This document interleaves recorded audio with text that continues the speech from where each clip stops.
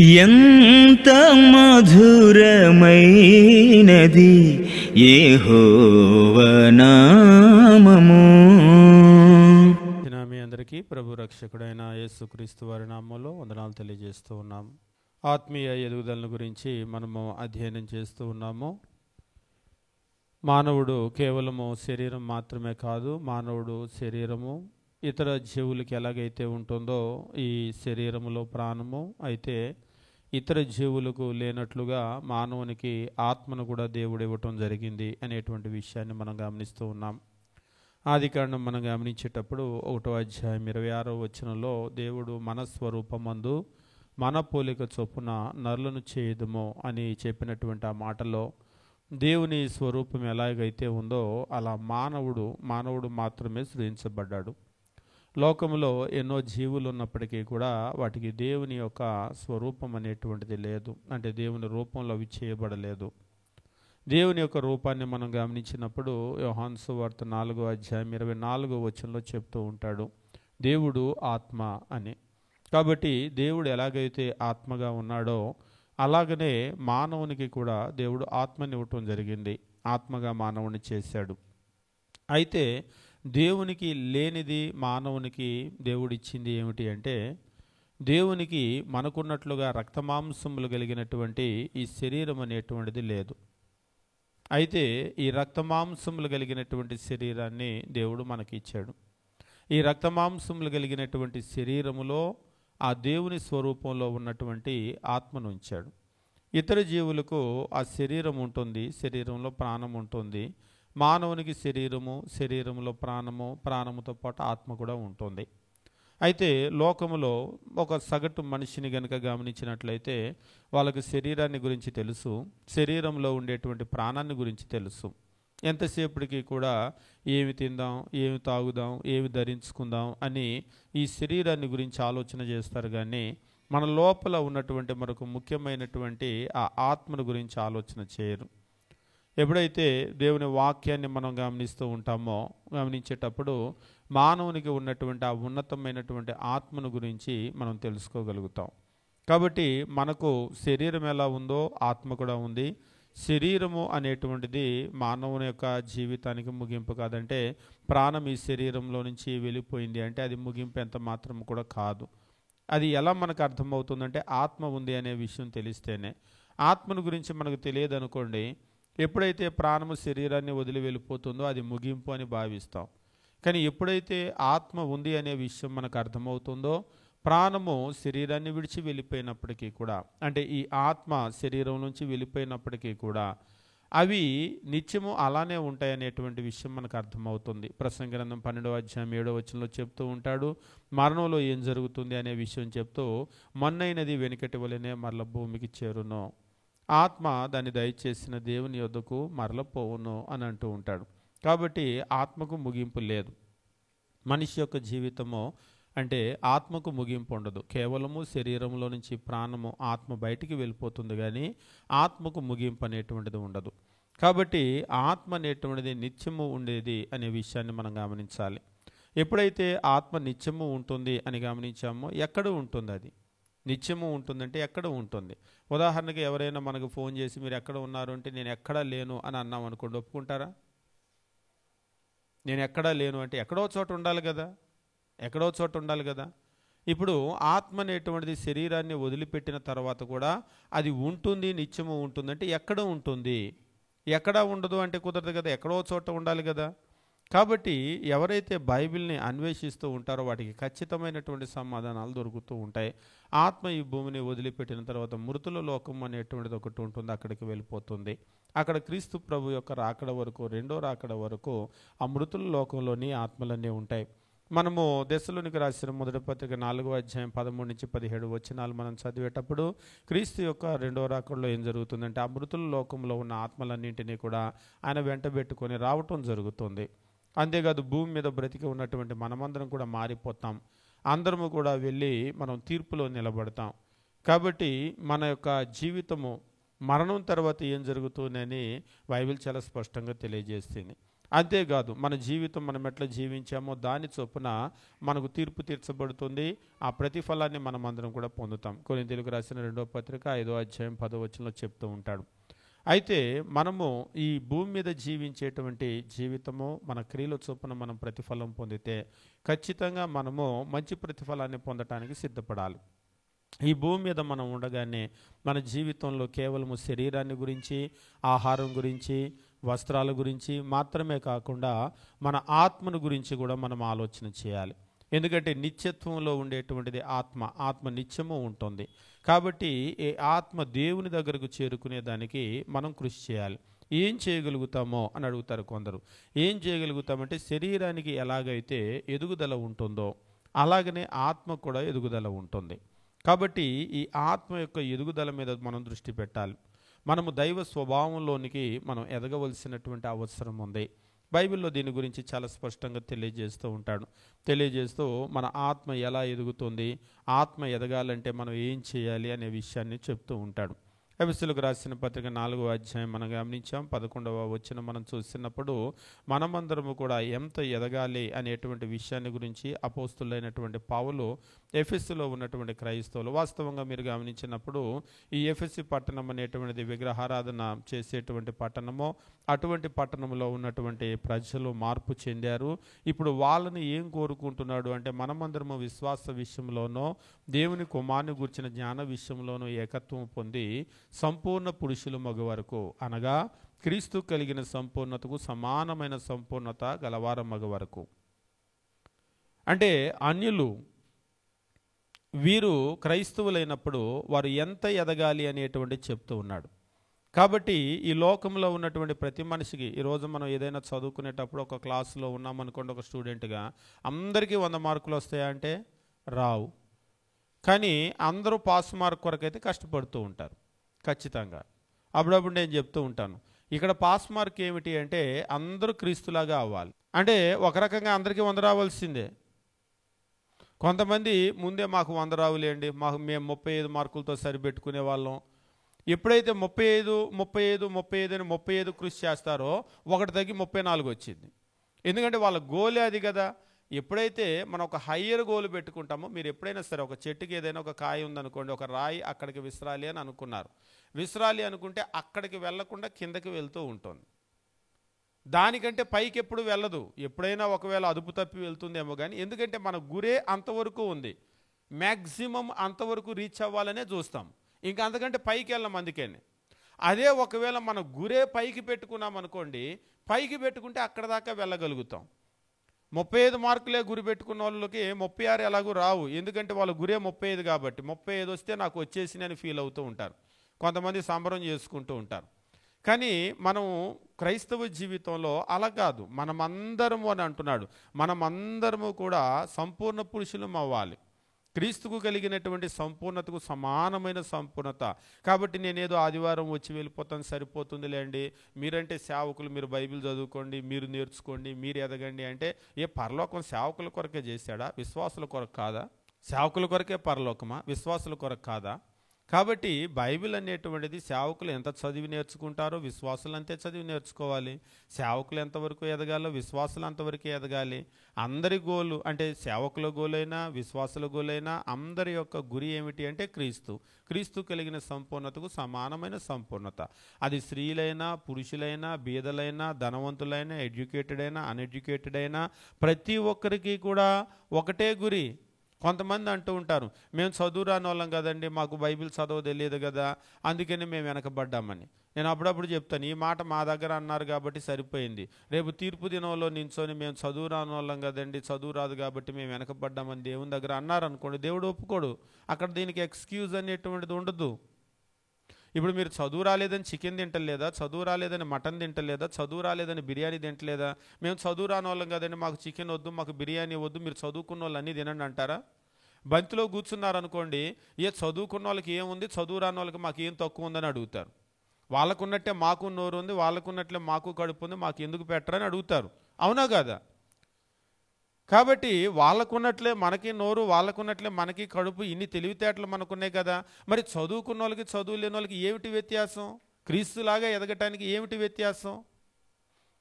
కాబట్టి మనకి చదువు రాదు అనేటువంటిది ఒక ఎక్స్క్యూజ్గా ఒకవేళ మనం ఇక్కడ చెప్పడానికి ప్రయత్నం చేస్తామేమో కానీ దేవుని దగ్గర అది అంగీకరించబడదు. కాబట్టి మనం అందరము కూడా ఎదగవలసినటువంటి అవసరం ఉంది. ముఖ్యంగా మనం గమనిస్తూ ఉన్నాము ఆత్మీయ ఎదుగుదలలో ప్రేమ అనేటువంటిది చాలా ప్రాముఖ్యమైనటువంటి విషయం. అసలు ఈ ప్రపంచంలో మీరు క్రైస్తవ్యము అనగానే, క్రీస్తు ప్రభు అనగానే మొట్టమొదట ప్రపంచానికి గుర్తొచ్చేది ఏమిటి అంటే ప్రేమ. క్రీస్తు ప్రభు అనగానే వాళ్ళకు గుర్తొచ్చేటువంటిది ప్రేమ. మీరు ఎక్కడైనా చూడండి, క్రీస్తు అనగానే క్రాస్ గుర్తు వస్తుంది ప్రపంచానికి. అలాగా యేసు అంటేనే సిలువ, సిలువ అంటేనే యేసు, ఆయన మనందరి కొరకు మరణించాడు అనేటువంటి విషయం గుర్తుకొస్తూ ఉంటుంది. ఇందులో క్రీస్తు ప్రభు యొక్క జీవితం అనేటువంటిది ఈ ప్రపంచానికి ప్రేమను నేర్పించింది. బైబిల్లో చెప్తూ ఉంటాడు, దేవుడు ప్రేమ స్వరూపి, ప్రేమ లేనివాడు దేవుణ్ణి ఎరగడు అని. కాబట్టి మనం దైవ స్వభావంలోనికి ఎదగాలి అంటే ప్రేమలో ఎదగాలి. ఎంతవరకు ప్రేమలో ఎదగాలి అంటే ఈ లోకంలో మనం ఏదైనా సరే నేర్చుకుంటేనే మనం దాన్ని సాధించగలుగుతాం. ఉదాహరణకి ఇవాళ మనం తెలుగు మాట్లాడుతున్నామంటే నేర్చుకున్నాం కాబట్టి. ఉదాహరణకి మనము తెలుగు నేర్చుకొని మాట్లాడుతున్నాం. ఒకవేళ మీరు తమిళనాడు వెళ్ళి మీరు తమిళ్ నేర్చుకుంటే మాట్లాడతారు, కర్ణాటక వెళ్ళి కన్నడ నేర్చుకుంటే మాట్లాడతారు. పోనీ వెళ్లకుండా కూడా 30 రోజుల్లో తమిళ భాష పుస్తకం ఉంటుంది, ఇక్కడ చదువుకున్నారనుకోండి నేర్చుకుంటారు కానీ అక్కడ వాళ్ళలాగా మాట్లాడటం అనేది సాధ్యపడదు. ఎందుకంటే ఒక్కొక్కసారి మనం గమనించేటప్పుడు మనము పుస్తకాల్లో నేర్చుకునేదానికి బయట ప్రాక్టికల్గా మాట్లాడేదానికి వ్యత్యాసం ఉంటుంది. కొన్ని లాంగ్వేజెస్ ఉంటాయి. ఉదాహరణకు తెలుగు భాష ఉంటుంది. తెలుగు భాష ఏమిటి అంటే ఎలా రాస్తామో అలానే చదువుతాం, కాబట్టి ఇబ్బంది లేదు. కానీ ఇంగ్లీష్ ఉంటుంది, ఎలా రాస్తారో అలా చదవరు. కొన్ని సైలెంట్ లెటర్స్ అని అంటారు, వాటిని పలకూడదు. మరి పలకనప్పుడు ఎందుకు రాశావు అన్నారనుకోండి, కుదరదు. కాబట్టి అది రాసినట్లుగా చదివేటువంటిది కాదు. అందుకనే ఇంగ్లీషులో ఎక్కువ పొరపాటు మనకి ఎందుకు జరుగుతుందంటే, మనం తెలుగు వాళ్ళకి ముఖ్యంగా జరిగే పొరపాటు ఏంటంటే, తెలుగులో ప్రతి అక్షరము, ప్రతి ఒత్తు, ప్రతి పళ్ళు కూడా మనం చదవాల్సిందే, దాన్ని వదిలిపెడితే కుదరదు. అలాగనే ఇంగ్లీష్లో కూడా మనం ఏం చేస్తామంటే ప్రతి అక్షరాన్ని కూడా మనం ఒత్తి చదవటానికి ప్రయత్నం చేస్తూ ఉంటాం. అందువల్ల ఏమవుతుందంటే మనం అక్కడ ఫెయిల్ అయిపోతాం. కాబట్టి మనకు ఆ ఇంగ్లీష్ అనేటువంటిది ఎట్లా ప్రొనౌన్స్ చేస్తారు. అందుకనే మీరు చూడండి, ఇంగ్లీష్ ప్రొనౌన్సియేషన్ అనేటువంటిది ఎక్కడ ఒక రకంగా ఉండదు. మీకు అమెరికన్ ప్రొనౌన్సియేషన్ వేరుగా ఉంటుంది, లేదంటే బ్రిటిష్ ప్రొనౌన్సియేషన్ వేరుగా ఉంటుంది, ఆస్ట్రేలియన్ ప్రొనౌన్సియేషన్, ఒకవేళ మన ప్రొనౌన్సియేషన్ అనుకోండి, ఇది ఇండియన్ ప్రొనౌన్సియేషన్ వేరుగా ఉంటుంది. అంతే దానికంటూ. కాబట్టి మనం ఏంటంటే లాంగ్వేజ్ నేర్చుకునేటప్పుడు మనం ఖచ్చితంగా అలా నేర్చుకోవాల్సినటువంటి అవసరం ఉంటుంది. అంటే ప్రపంచంలో ఏదైనా సరే మనం నేర్చుకుంటేనే మనకు వస్తుంది, నేర్చుకోకపోతే రాదు. ప్రేమ అనేటువంటి విషయం కూడా మనం పుట్టుకతోనే ప్రేమ కలిగిన వ్యక్తులుగా పుడతామేమో అని కొందరు ఎదురు చూస్తూ ఉంటారు. ఎవరు అలా పుట్టరు, అది నేర్చుకోవాల్సినటువంటి అవసరం ఉంటుంది. పుట్టినప్పుడు మనకు కోపం లేదు, నేర్చుకోవాలా? పెరిగి పెద్దవాళ్ళం అవుతూ ఉంటే కోపం అనేటువంటిది నేర్చుకోవాలా? మేము ఎప్పుడు నేర్చుకున్నామని అంటారు. నేర్చుకున్నాం, ఖచ్చితంగా నేర్చుకున్నాం. చిన్నప్పుడు మీరు చూడండి, పాలు తాగే పిల్లలకే మీరు నోట్లో పాల డబ్బా పెట్టేటప్పుడే కోపం చూపిస్తారా? గుర్రని చూస్తారా? వాళ్ళకి తెలియదు పాపం, ఏం చేసినా ఆడుకుంటూ ఉంటారు. మరి కోపం ఎక్కడి నుంచి నేర్చుకున్నారు? పెరిగి పెద్ద అయ్యేటువంటి క్రమంలో ఈ ఎమోషన్స్ అన్నీ కూడా నేర్చుకుంటూ ఉంటాం. అది పాజిటివ్ ఎమోషన్ అయినా నెగిటివ్ ఎమోషన్ అయినా మనం ఎదిగేటువంటి క్రమంలో నేర్చుకుంటూ ఉంటాం. ఇది మంచిది కాదు అంటే వాటిని తీసేసుకుంటూ ఉంటాం. ఇది మంచిది అని మనకు చెప్పేవాళ్ళు ఎవరైనా ఉన్నారనుకోండి, మనకు ఒకవేళ అది లేకపోయినా నేర్చుకుంటూ ఉంటాం. ఒక్కోసారి తల్లిదండ్రులు పిల్లలు చెప్తారు, నాయన నువ్వు అట్లా మాట్లాడకూడదు, అమ్మ అట్లా మాట్లాడకూడదు, మీరు అలా చూడకూడదు పెద్దవాళ్ళ వైపు.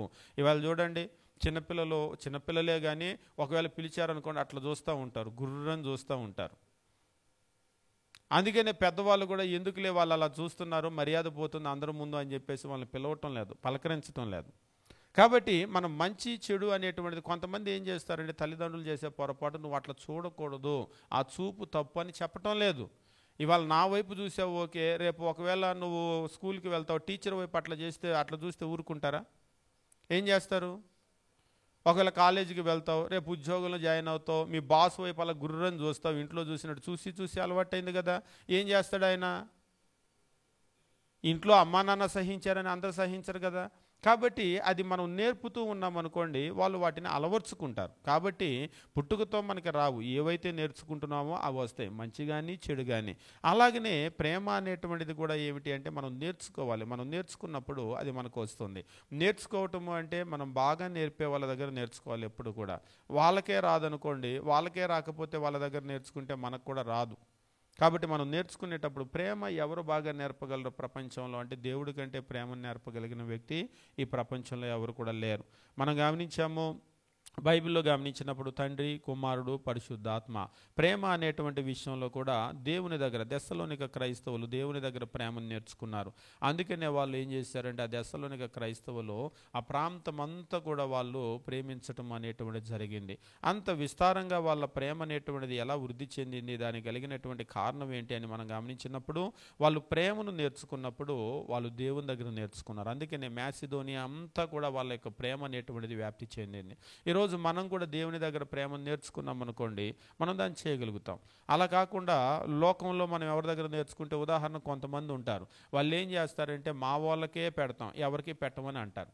పోనీ మంచిదే, వాళ్ళ వరకైనా పెడుతూ ఉన్నారు. ఇప్పుడు ఇది ఒక లిమిటెడ్ లవ్ అన్నమాట. కొంతమంది ఉంటారు మా చుట్టాల వరకే చేస్తాం, మా బంధువుల వరకే చేస్తాం. కొంతమంది ఉంటారు మా బజారు వరకే చేస్తాం. కొంతమంది ఉంటారు మా కులం వాళ్ళ వరకే చేస్తాం. మనము ఇటువంటి వ్యక్తుల దగ్గర మనం నేర్చుకున్నాం అనుకోండి, మన ప్రేమ కూడా మనం ఒక గీత గీసేసుకొని అంతవరకే ఆ లిమిటెడ్ లవ్ని మనం నేర్చుకుంటాం. కానీ మనం ప్రేమను ఎప్పుడైతే దేవుని దగ్గర నేర్చుకుంటామో, ఆయన ప్రేమ అనేటువంటిది పరిధులు లేదు. ఆయన అందరినీ ప్రేమిస్తున్నాడు. ఇంకా చెప్పాలంటే మంచి వాళ్ళని ప్రేమిస్తున్నాడు, చెడ్డ వాళ్ళని ప్రేమిస్తున్నాడు. తనకు హాని చేసేటువంటి వాళ్ళను, తను దూషించేటువంటి వాళ్ళను కూడా ఆయన ప్రేమిస్తూనే ఉన్నాడు. కాబట్టి ఎప్పుడైతే దేవుని దగ్గర మనం ప్రేమను నేర్చుకోవటానికి మొదలు పెడతామో మనం అందరినీ ప్రేమిస్తాం. ఒకసారి మీరు చూడండి, మేము ఆంధ్ర దాటి తమిళనాడు వెళ్ళినప్పుడు మాకు తమిళ్ తెలుగు ఫీలింగ్ బాగా ఉంటుంది అక్కడ. మేము దాన్ని అక్కడికి వెళ్ళినప్పుడు ప్రాక్టికల్గా చూసాం. ముఖ్యంగా మీకు స్కూల్స్లో కానీ కాలేజెస్లో కానీ ఎక్కడైనా ఏంటి అలా ఉంటుందని మీరు ఆశ్చర్యపడొద్దు. పోనీ మీరే తమిళనాడు వెళ్ళారనుకోండి, మీరే మెడ్రాసో లేకపోతే ఎక్కడికో వెళ్ళారు. ఎక్కడికో వెళ్తే ఒక తెలుగు వ్యక్తి కనబడ్డాడు. తెలుగు వ్యక్తి కనబడితే మీరు ఎట్లా పలకరిస్తారు? ఒకవేళ ఒక తమిళ్ వ్యక్తి ఉన్నారు, వీళ్ళిద్దరిలో ఇద్దరిని సమానంగా చూస్తారా మీరు? నువ్వు మన తెలుగువాడివా, ఎక్కడ, ఏ ఊరు ఇది అని మాట్లాడతామా? అంటే తెలుగు అనేటువంటి ఆ ఫీలింగ్, మనం తెలుగు వాళ్ళం కాబట్టి మనకు సహజంగా ఏముంటుందంటే అభిమానం ఉంటుంది. అలాగనే ఏం చేస్తూ ఉంటారంటే మనుషులు మా చుట్టము, మా బంధువు, మా కులము, మా ఊరు, మా ప్రాంతం అని చెప్పేసి వెనకేస్తూ ఉంటారు. ఉదాహరణగా మన తెలుగువాడు మంచివాడైనా పనికిమాలిన వాడైనా మోస్తూ ఉంటారు. మా కులము అని మంచి వాళ్ళనైనా సరే వెధవలనైనా సరే మోస్తూ ఉంటారు. ఎప్పుడైతే మనము నా అనేటువంటి ఈ ఫీలింగ్లోకి వెళ్ళిపోయామో, మంచిని చెడును కూడా మనము చూడకుండా, ఆ తారతమ్యం ఎరగకుండానే చెడ్డవాళ్ళైనా మోస్తూ ఉంటాం. కానీ మనం గమనించవలసింది ఏమిటి అంటే ఈ పరిధులన్నింటినీ కూడా దాటేసి మనం వెళ్ళటం అనేటువంటిది నేర్చుకోవాలి. ఇప్పుడు దేవుడు ఉన్నాడు, ఒక భాష కాదు, ఒక ప్రాంతం కాదు, ఆయన అందరినీ కూడా ప్రేమిస్తూ ఉన్నాడు. ఇక్కడ మనం గమనించేటప్పుడు దెస్సలోనికలో ఉన్న క్రైస్తవులు ఎలా అంత విస్తృతంగా వాళ్ళు ప్రేమించగలిగారు అంటే దేవుని దగ్గర వాళ్ళు నేర్చుకున్నారు. అంతేకాదు మనం గమనిస్తూ ఉంటాం, దేవుడు తన కుమారుడైనటువంటి క్రీస్తుని లోకానికి పంపించాడు. ఏదో కొద్ది మంది కొరకు తను ఏర్పాటు చేసుకున్న ఇజ్రాయేలీల కొరకు మాత్రమే కాదు, ఆయన ఈ లోకంలో ఉన్న ప్రతి మనిషి కొరకు కూడా తన కుమారుని పంపించాడు. అంతేకాదు మనం గమనించేటప్పుడు ఆయన మంచి వాళ్ళను చెడ్డ వాళ్ళను ప్రేమిస్తున్నాడు అనేటువంటి విషయాన్ని చూస్తాం. క్రీస్తు ప్రభు కూడా ఈ లోకంలోకి వచ్చాడు. ఈ లోకంలోనికి వచ్చి ఆయన జీవించినటువంటి సందర్భంలో ఆయన కూడా మంచి వాళ్ళను చెడ్డ వాళ్ళను అందరినీ ప్రేమించాడు. ఆశ్చర్యకరమైన విషయం ఏమిటి అంటే ఎవరైతే ఆయన్ని సిలువ వేసి చంపారో వాళ్ళని కూడా ప్రేమించాడు. మనం చూస్తూ ఉంటాము, క్రీస్తు ప్రభుని సిలువ వేయటానికి వాళ్ళు తీసుకొని వెళ్తుంటే కూడా తండ్రి వీరేమి చేయుచున్నారో వీరు ఎరగరు గనక వీరిని క్షమించు అని చెప్పేసి అన్నాడు. అంటే వాళ్ళ మీద తను చంపినటువంటి వాళ్ళ మీద ఆయనకి ద్వేషం లేదా అని అంటే ద్వేషం లేదు, ఏ విధమైనటువంటి ద్వేషాన్ని ఆయన చూపించలేదు. అదే ఈరోజు మనమైతే ఏం చేస్తాం, మనం లేదన్న ఒక మాట అనగానే వెంటనే ఇలా చూస్తాం. ఏంటి ఎవరిని అంటే నిన్ను గాదిలే అన్నారనుకోండి, ఓకే అట్లయితే ఓకే. ఏంటి ఎవరిని అంటే నిన్నే అనేది వినపట్లేదా అన్నారనుకోండి, వెంటనే మన ముఖం ఏమవుతుంది, షేడ్స్ మారిపోతాయి. అవునా కాదా? ఇంతకుముందు వాళ్ళ వైపు చూసి నవ్వినటువంటి వాళ్ళం ఇప్పుడు ఏం చేస్తాం, రాత్రి వెళ్ళి ఇంట్లో నిద్రపోయాం, తెల్లారి మనం లేచాం, తెల్లారి మళ్ళీ వాళ్ళ ముఖం చూసామనుకోండి, రాత్రికి నిద్రపోతామా? రాత్రికి నిద్రపోయినప్పుడు దాన్ని ఏమైనా మర్చిపోతామంటే ఏం మర్చిపోం. వాళ్ళ ముఖం చూడగానే వెంటనే నిన్నేం జరిగిందో గుర్తు వస్తుంది. కొందరికి నిన్న కాదు పోయిన సంవత్సరం ఏం జరిగిందో కూడా గుర్తు వస్తుంది వాళ్ళ ముఖాలు చూడగానే. ఒక్కొక్కరు చెప్తూ ఉంటారు చిన్నప్పుడు జరిగినవి కూడా గుర్తొస్తూ ఉంటాయంట వాళ్ళకి. అంటే చిన్నప్పటి నుంచి నువ్వు మర్చిపోలేదా, ఇప్పుడు వయసు పెరిగిన తర్వాత మతిమరుపు వచ్చింది అంటున్నావు కదా అంటే మతిమరుపు వచ్చిన మాట నిజమే కానీ చిన్నప్పుడు విషయాలన్నీ గుర్తున్నాయని చెప్పేసి అంటూ ఉంటారు. అంటే వాస్తవంగా మరి అదే నిన్ను ఒక మాట అన్నటువంటి వాళ్ళు నీకు ఎంత మేలు చేశారో అవన్నీ గుర్తురావా? అవేం గుర్తురావు. అంటే మనం ఎప్పుడు కూడా చెడును మాత్రమే గుర్తుంచుకుంటూ ఉంటాం. అయితే క్రీస్తు ప్రభు అలా కాదు. తన్ను సిలువ వేసి చంపినటువంటి వాళ్ళను కూడా ఆయన ప్రేమించాడు. ఆయనలో ఏ విధమైన ద్వేషం లేదు. మరలా వాళ్ళని చూస్తే కూడా అంతకుముందు ఎలాగైతే వాళ్ళతో నవ్వుతూ ఉన్నాడో, ప్రేమతో ఉన్నాడో, అదే విధమైనటువంటి ప్రేమను ఆయన చూపించగలరు. ఒకసారి మీరు లోకంలో చూడండి, అదే విధమైనటువంటి ప్రేమను మనం చూపించేటప్పుడు ఎదుటి వాళ్ళు గిల్టీ ఫీల్ అవుతారు. ఎందుకంటే వాళ్ళు మనల గురించి తప్పు మాట్లాడితేనో, తప్పుగా వాళ్ళ గురించి మన గురించి ఆలోచన చేస్తేనో, కొంతమంది కుట్రలు చేస్తూ ఉంటారు, వెనకాల ఏదో మాట్లాడుతూ ఉంటారు. అయితే అవన్నీ మనకు తెలిసిన తర్వాత, అంటే తెలియకముందు వాళ్ళతో బాగున్నాము, తెలిసిన తర్వాత కూడా నన్ను ఇన్ని మాటలు అన్నాడు, నన్ను ఇంత తిట్టాడు, లేకపోతే నాకు ఇంత ద్రోహం చేయటానికి, కుట్ర చేయటానికి ప్రయత్నం చేశాడు అని అన్నీ తెలిసిన తర్వాత కూడా ఇంతకు ముందులాగానే వాళ్ళతో మనము ప్రేమగా ఉన్నామనుకోండి, అప్పుడు వాళ్ళు ఎట్లా ఫీల్ అవుతారు? నేరుగా మన వైపు అట్లా చూడలేరు. వాళ్ళు ఇవన్నీ వీళ్ళకి తెలిసిపోయినాయి అన్న తర్వాత నేరుగా అట్లా చూడలేరు. అయితే అవన్నీ తెలిసిన తర్వాత కూడా మనం క్రీస్తు ఎలాగైతే అది మనస్సులో పెట్టుకోకుండా మరలా వాళ్ళకు మేలు చేశాడో మనం అట్లా మేలు చేయాలి. క్రైస్తవ్యం అంటే ఏదో ఆదివారం వచ్చామా, కూర్చున్నామా, ప్రార్థనకి 4 పాటలు పాడి ప్రార్థన చేసుకొని వాక్యం విని వెళ్ళిపోయామా కాదు. మన జీవితాన్ని మార్చుకోవాలి. మనమందరం కూడా సంపూర్ణంలో అవ్వాలి. క్రీస్తు కలిగిన సంపూర్ణతకు సమానమైన సంపూర్ణత, అంటే ప్రేమ అనేటువంటి విషయంలో కూడా ఆయన ఎటువంటి ప్రేమనైతే చూపించాడో అటువంటి ప్రేమను ఈరోజు లోకంలో క్రైస్తవులు చూపించవలసిన అవసరం ఉంది. అయితే విచారకరమైన విషయం ఏమిటంటే, చాలామంది ప్రార్థనలకు వెళ్ళేటువంటి ప్రజలు పెరుగుతూ ఉన్నారు, కానీ ప్రార్థనలకు వెళ్ళేటువంటి ప్రజల్లో ఆ క్రీస్తును పోలినటువంటి స్వభావం పెరగటం లేదు. ఈరోజు ఎవరి వైపు మనం వేలెత్తి చూపించడం కాదు, మన వైపు ఆ వేలు తిప్పుకొని మన వైపు కనుక మనం చూపించుకున్నట్లయితే ఈరోజు నా పరిస్థితి ఎట్లా ఉంటుంది, నేను ఎదుగుతున్నానా అని మనం ప్రశ్న వేసుకోవాలి. అవును, నేను మునుపు కంటే పర్వాలేదు, ఎదుగుతున్నాను అంటే మంచిది, చాలా మంచిది. అలా ఎదగాలి, క్రమంగా ఎదగాలి. మన శరీరం ఎలాగైతే మనం క్రమక్రమంగా ఎదుగుతుందో, మనం చిన్న బిడ్డలను చూస్తూ ఉంటాం. ఎంత వయసు అంటే 4 నెలలు, 5 నెలలు, సంవత్సరము, అంటే 2 సంవత్సరాలు, 4 సంవత్సరాలు. నేను కొన్ని రోజుల క్రితం చూస్తూ ఉంటే 1949 ఏదో ఒక డేటు, 49 ఇయర్స్ అంటే 49 సంవత్సరాల క్రితం అంబాసిడర్ కారు ఒకటి అనమాట. అంబాసిడర్ కారు పక్కన నించొని ఫ్యామిలీ అంతా కూడా ఫోటో దిగారు. 3 పిల్లలు, భార్యాభర్తలు, డ్రైవరు. 49 సంవత్సరాల తర్వాత అదే అంబాసిడర్ కారు, అదే ఫ్యామిలీ, అదే భార్యాభర్తలు, అదే 3 పిల్లలు, అదే డ్రైవరు. దేవుడి దయ వల్ల అందరూ బతికే ఉన్నారు. అంబాసిడర్ కారు కూడా బతికే ఉంది. 49 సంవత్సరాల తర్వాత కూడా ఏదో కార్లు మారినీలే, కొత్త మోడల్స్ వచ్చినాయి అని వదిలిపెట్టలేదు వాళ్ళు కూడా. అదే అంబాసిడర్ కారు మరలా వాళ్ళు ఎక్కడైతే ఫోటో దిగారో అలాగే కారు పెట్టి, అలాగనే వాళ్ళు ఎక్కడ నించున్నారో 49 సంవత్సరాల క్రితం అలాగనే అందరూ నించొని ఫోటో దిగారు, పైన కింద పెట్టారు. నిజంగా ఆ ఫోటో చూసినప్పుడు వాళ్ళు ఎవరో నాకు తెలియదు, కానీ చాలా సంతోషం అనిపించింది. అంటే కాలం మారిపోతూ ఉంది, గిర్ర 49 సంవత్సరాలు తిరిగిపోయి వచ్చేసి కారు అలాగనే ఉంది, ఆ ఫ్యామిలీ భార్యాభర్తలు అలాగనే ఉన్నారు, చిన్న చిన్న పిల్లలుగా ఉన్న వాళ్ళు పెద్ద పెద్ద వాళ్ళు అయిపోయారు. ఆ డ్రైవర్ 49 సంవత్సరాల క్రితం ఆ ఫ్యామిలీ ఏ డ్రైవర్ని పెట్టుకుందో ఇప్పుడు ఆ డ్రైవర్ కూడా అలాగనే ఉన్నాడు ఆ కుటుంబంతో. అంటే మనం గమనించేటప్పుడు మనం కొన్ని విషయాలను మనం చూస్తూ ఉన్నాం అనుకోండి లోకంలో. అవి ఏం చేస్తూ ఉంటాయంటే, లోకం అనేటువంటిది అలాగే గిర్రని, అంటే కాలచక్రం అని అంటూ ఉంటారు కదా, కాలం అనేటువంటిది తిరిగిపోతూ వస్తూ ఉంటుంది. తిరిగిపోయి వచ్చేటప్పుడు మన శరీరాలు ఎదిగిపోతూ ఉంటాయి. ఆ కారు దగ్గర నేను చెప్పేవి, చిన్న పిల్లలు పెద్దవాళ్ళు అయిపోయారు, భార్యాభర్తలు కొత్త చిన్న చిన్న పిల్లలు అప్పుడు వాళ్ళకి యంగ్లో ఉన్నారు, కానీ ముసలి వాళ్ళు అయిపోయారు. మన శరీరం అనేటువంటిది అలా ఎదుగుతూ ఉంటుంది. ఎదుగుదల అనేటువంటిది సహజం శరీరానికి. అలాగనే ఆత్మ కూడా ఎదుగుతూ ఉండాలి. కాలక్రమేణా ఆత్మ కూడా ఎదుగుతూ ఉండాలి. నేను ప్రార్థనకు వచ్చి నేను క్రైస్తవుడుగా అయ్యి, క్రైస్తవురాలుగా అయ్యి 5 ఏళ్ళండి, 10 ఏళ్ళండి, 25 ఏళ్ళండి అంకే చెప్పుకుంటున్నారు, మంచిది. కానీ ఆ ఎదుగుదల నీలో కనబడాలి. ఇప్పుడు 49 సంవత్సరాలు అయిపోయింది అంటే అప్పుడు ఉన్నట్లుగానే యంగ్గా భార్యాభర్తలు ఉండరు, అప్పుడున్నట్లుగానే పిల్లలుగా ఉండరు. ఆ అంబాసిడర్ కారు కూడా అప్పుడున్నట్లుగా ఉండదు, అది కూడా ముసలిదవుతుంది. అంటే ముసలితనం దానికి కనబడదు, కానీ ఆ ఇనుములో తుప్పు వస్తుంది, వేరంటేర్ అని అంటారు కదా, అరుగుదల ఉంటుంది, అందులో కూడా ఏదో కొంత ఉంటుంది. కానీ మనుషుల్లో మాత్రము మనకి ఎదుగుదల అనేటువంటిది, వృద్ధాప్యం అనేటువంటిది ఇవన్నీ కూడా వస్తూ ఉంటాయి కదా, కనబడుతూ ఉంటాయి. అయితే మన ఆత్మ విషయంలో కూడా ఎదుగుదల ఖచ్చితంగా కనబడాలి క్రైస్తవ్యం. కానీ ఈరోజు చాలామంది దాని మీద దృష్టి పెట్టడం లేదు. నేను ప్రార్థనకు వచ్చానా, కూర్చున్నానా, వెళ్తున్నానా, అంతేగాని ఎదుగుదల మీద వాళ్ళు ఆలోచన చేయటం లేదు. నేనేమి నేర్చుకుంటున్నా, నా జీవితాన్ని ఎంత మార్చుకుంటున్నాను, వీటి మీద మనం దృష్టి ఉంచటం లేదు. కానీ దేవుడు కోరుకుంటున్నాడు మనమందరము కూడా క్రీస్తు ఎలాగైతే ఉన్నాడో క్రీస్తు కలిగిన సంపూర్ణతకు సమానమైన సంపూర్ణత గలవారం అవ్వాలి. అది నేర్చుకోవాలి. ఈ లోకంలో తెలుగు నేర్చుకున్నామా, తమిళ్ నేర్చుకున్నామా, కన్నడ నేర్చుకున్నామా, లేకపోతే మనం ఏం సంపాదించాం, ఇల్లు సంపాదించామా, వాకిలు సంపాదించామా, డబ్బు సంపాదించామా, ఇదంతా కాదు. ఇవి ఏవి మనం నేర్చుకోకపోయినా, ఇవి ఏది మనం సంపాదించకపోయినా నష్టం లేదు. కానీ మనం ఈ భూమిని ఒకరోజు ఖచ్చితంగా దాటుతాం. కాబట్టి ఆ నిత్యత్వము, పరలోకాన్ని మనం సంపాదించుకోవాలి. లేకపోతే మనం నరకానికి వెళ్తాం. రెండు స్థలాలు, ఒకటి పరలోకము, రెండు నరకము. పరలోకానికి మనం వెళ్ళలేదు అని అంటే, దాన్ని సంపాదించుకోలేదు అంటే నరకానికి మనం వెళ్తాం. కాబట్టి మన ఆత్మ అక్కడికి వెళ్ళకూడదు, నేను దేవునితో కూడా ఉండాలి, నిత్యత్వంలో ఉండాలి అంటే ఖచ్చితంగా మనము ఎదగవలసినటువంటి అవసరం ఉంది.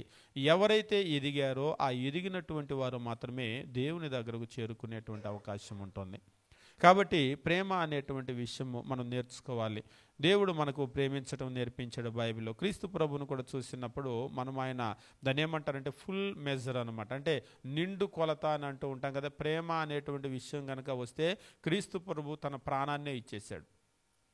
ఇప్పుడు మీరు గమనించండి, క్రీస్తు ప్రభు ఇంకొంచెం చేస్తే బాగుండేదండి, ప్రేమ అనే విషయంలో ఈ ఒక్క లోపం మాత్రం ఆయనలో కనబడుతుంది అని ఏదైనా ఒక లోటు మనం చెప్పగలమా? ప్రేమ అనేటువంటి విషయంలో క్రీస్తు ప్రభువుని చూస్తే మీరు 100కి ఎన్ని మార్క్స్ ఇస్తారు అని అడిగితే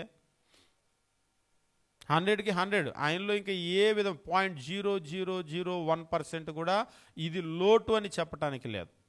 ఈరోజు మనల్ని చూపించి ప్రేమ అనేటువంటి విషయంలో నాకు ఎన్ని మార్కులు ఇస్తారు అని అడిగితే, 100కి నాకు ఎన్ని ఇస్తారు అని అడిగితే ఎన్ని మార్కులు మనకు పడతాయి? ప్రేమ అనేటువంటి విషయంలో 100కి నాకు ఎన్ని, పోనీ ఎవరిని అడగొద్దు, ఎదుటోళ్ళని అడిగారనుకుని బాగా తక్కువ చెప్తారు మనల్ని గురించి.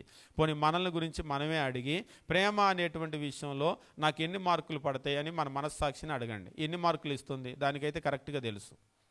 ఎందుకంటే ఎదుటోళ్ళు ఎక్కువ తక్కువ చెప్తే మనం ఒప్పుకోం. నన్ను గురించి నీకు అసూయ, నీ కుట్ర, అందుకనే నన్ను ఓరవలేకపోతున్నావు అనుకుంటారు. మనస్సాక్షి చెప్తే దాన్ని మనం ఏం అనలేం, నోరెత్తలేం. మీరు గమనించండి, మనం ప్రపంచంలో ఎవరి నోరైనా మూపించవచ్చు, కానీ మనస్సాక్షి నోరు మూపించలేం. ఎట్టి పరిస్థితుల్లో సాధ్యపడదు. ఎందుకంటే మన గురించి నిజాలని దానికి తెలుసు. ఎవరినైనా మనం దబాయించగలం, కానీ దాన్ని దబాయించలేం. కాబట్టి మనల్ని గురించి మనస్సాక్షిని అడిగామనుకోండి, అదేం చెప్తుంది? ప్రేమ అనేటువంటి విషయంలో మనం ఎంతవరకు ఉన్నామని చెప్తుంది. పర్లేదు 35 నీకు పాస్ మార్కులు వచ్చేసినాయి ఎప్పుడో అని చెప్తుందా? నీకు ఇంకా పాస్ మార్కులు కూడా లేవు, అసలు ఇంకా నువ్వు సింగిల్ డిజిట్ కూడా దాటలేదని చెప్తుందా? ఏం చెప్తుంది మనల్ని గురించి? నువ్వు ఎప్పుడో 90 క్రాస్ చేసావు, 100 దగ్గరికి వెళ్ళాలనుకుంటున్నావు, దగ్గర నువ్వు 100 రీచ్ అయిపోతావు, 100% వచ్చేస్తుందని చెప్తుందా? అంటే వాస్తవంగా ఏమిటి అంటే మనం దాని మీద దృష్టి పెట్టేటువంటి పరిస్థితి ఉండదు. పరిశుద్ధాత్మ కూడా ప్రేమను గురించి నేర్పించేటప్పుడు క్రీస్తు ప్రభు ఎలాగైతే ఆయన తన ఫుల్ మెజర్ ప్రేమ అనేటువంటి విషయంలో 100% తను దాన్ని ఫుల్ఫిల్ చేశాడో, మనం కూడా ఈరోజు అలాగే నేర్చుకోవాల్సిన అవసరం ఉంది. అయితే బైబిల్ మనం చదివేటప్పుడు పరిశుద్ధాత్మ కూడా ప్రేమను గురించి అనేకమైనటువంటి విషయాలు, ముఖ్యంగా కొరింథీయులకు రాసినటువంటి పత్రికలో మనం గమనించేటప్పుడు అపోస్తులైనటువంటి పౌలు, అంటే రాసింది పౌలైనా కానీ పౌలు ద్వారా పరిశుద్ధాత్మ తెలియజేసేటువంటి విషయాలను మనం చూసేటప్పుడు కొరింథీయులకు రాసినటువంటి మొదటి పత్రిక 13వ అధ్యాయం ఈ రీతిగా చెప్తూ ఉంటాడు. 1-3 వచనాల్లో కొరింథీయులకు రాసినటువంటి మొదటి పత్రిక 13వ అధ్యాయము 1-3 వచనాల్లో ఇక్కడ చెప్తూ, మనుష్య భాషలతో దేవదూతల భాషలతో నేను మాట్లాడినను, ప్రేమ లేని వాడనైతే మ్రోగిడి కంచు గనగనలాడే తాళమునై ఉందును. అంటే ద నెసెసిటీ ఆఫ్ లవ్, ప్రేమ యొక్క ఆవశ్యకత ఏమిటి అనేటువంటి చెప్తూ ఉన్నాడు. ఈరోజు మనకు లోకంలో అనేక విషయాల్లో వాటి ఆవశ్యకత ఏంటో మనకు తెలుసు. ఉదాహరణకి ఏదైనా ఒక ఫంక్షన్కి వెళ్ళాలి అనుకోండి. ఫంక్షన్కి వెళ్ళాలి అంటే మంచి బట్టలు లేవు, ఏం చేస్తారు? మంచి బట్టలు లేవు, లేకపోతే ఒక జత బట్టలు మంచి పట్టు చీరో లేకపోతే బయటికి వేసుకెళ్దాం అనుకున్నాయి, ఇస్త్రీకి పట్టుకెళ్ళారు. ఇస్త్రీ చేయించుకొని వస్తాను, మీరు రెడీ అవుదురా అని. మీరు కూడా ఆ జత బట్టల మీదే డిపెండ్ అయి ఉన్నారు. అవేమి ఇస్త్రీకి వెళ్ళి ఇంకా రాలేదు. ఫోన్ చేశారు, చేస్తున్నారు, ఇప్పుడే పెట్టారు, వేడవుతుంది, పొద్దుపూట కదా చేస్తున్నారని అన్నారు. ఏం చేస్తారు? ఇక అవి తప్ప మీ దగ్గర వేసుకోవటానికి ఇక వేరే జత మంచి బట్టలు లేవు అనుకోండి, ఏం చేస్తారు? ఖచ్చితంగా అవి అవసరం. ఇక అవి లేకపోతే మనం బయటికి రాలేము అనుకుంటే ఏం చేస్తాం? వాటి ఆవశ్యకత మనకు తెలుసు. అందుకనే ఒకప్పుడు అంటే బట్టలు ఒకప్పుడు చాలా విలువైనటువంటి, అంటే ఈ ఇండస్ట్రియల్ అంతా కూడా వచ్చిన తర్వాత మొత్తం ప్రపంచంలో ఈ పరిశ్రమలు ప్రపంచ రూపురేఖలు మార్చేసినాయి. ఈ ఇండస్ట్రీస్ రాకముందు ప్రపంచంలో చేతితో బట్టలని అవంతా కూడా వడికేటువంటి సమయంలో బట్టలు చాలా ఖరీదుగా ఉండేవి. ఎందుకంటే చేతులతో చేయాలి కదా. అప్పట్లో బట్టలు చాలా అరుదు, అందుకనే చిరిగిపోతే కుట్టుకొని వేసుకునేవాళ్ళు. ఈరోజు అలాగ మాసికలు వేసుకునే బట్టలు ఎవరి దగ్గరైనా మీరు చూస్తున్నారా? మాసికలు అంటే చిరిగిపోయిన బట్టలు చూస్తున్నాం కానీ స్టైల్ కొరకు చింపుకుంటున్నారు, కానీ వాళ్ళు పాపం ఆర్థిక పరిస్థితులు బాగోగా చిరిగిపోయిన బట్టలు కాదు. ఈరోజు బట్టలకు అంత విలువ అనేటువంటిది అందుకనే తెలియటం లేదు. మీరు ప్రపంచంలో వెనక్కి కనుక వెళ్ళారనుకోండి, చాలా అరుదుగా ఉన్నటువంటి అంటే విలువైనటువంటివిగా ఉండే.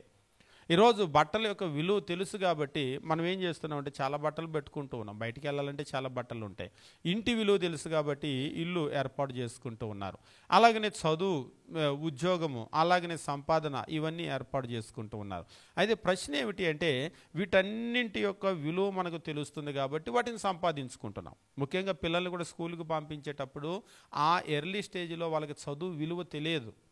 అందుకనే వీళ్ళు ఆడుకుంటూ ఉంటారు, నిర్లక్ష్యం చేస్తూ ఉంటారు. దాన్ని దాటుకొని వచ్చిన పెద్దవాళ్ళకి అర్థమవుతూ ఉంటుంది, చిన్నప్పుడు నేను చదువుకోలేదు కాబట్టి నా పరిస్థితి ఇలా ఉంది, నా పిల్లల పరిస్థితి అట్లా అవ్వకూడదని చెప్తూ ఉంటాం. కానీ వాళ్ళకి ఆ వయసులో అది అర్థం కాదు. కానీ కొంతమంది ఉంటారు, దాన్ని అర్థం చేసుకొని ఏం చేస్తూ ఉంటారంటే చాలా జాగ్రత్తగా వాళ్ళు చదువుకోవటము, భవిష్యత్తును కట్టుకోవటము చేస్తూ ఉంటారు. అంటే ఇక్కడ నేను చెప్పాలనుకున్న విషయం ఏమిటి అంటే మనకి కూడా క్రైస్తవులుగా ఉన్నటువంటి మనకి కూడా ఆత్మీయ ఎదుగుదల అనేటువంటి విషయం దాని ఆవశ్యకత తెలియటం లేదు. ముఖ్యంగా ఈ ప్రేమ, క్రైస్తవ జీవితంలో ప్రేమ ఎంత అవసరము అనే దాని ఆవశ్యకత తెలియటం లేదు. అపోస్తులైనటువంటి పౌలు ద్వారా ఇక్కడ పరిశుద్ధాత్మ తెలియజేస్తున్నాడు 1వ వచనంలో, మనుష్య భాషలతో దేవదూతల భాషలతో నేను మాట్లాడినా ప్రేమ లేని వాడనైతే మ్రోగే కంచు గనగనలాడే తాళమునయ్యుందును. ప్రవచించు కృపావరం కలిగి మర్మాలన్నీ జ్ఞానమంతా ఎరిగిన వాడనైనను కొండలను పిగిలింపగల పరిపూర్ణ విశ్వాసం గలవాడనైనను ప్రేమ లేని వాడనైతే నేను వ్యర్థుడను. బీదల పోషణ కొరకు నా ఆస్తి అంతా ఇచ్చిన, కాల్చబట్టానికి నా శరీరం అప్పగించిన ప్రేమ లేని వాడనైతే నాకు ప్రయోజనము లేదు. It profits me nothing. It profits me nothing. నాకు ప్రయోజనం ఏమీ ఉండదు. ఏమి ఉండదంటే బిగ్ జీరో.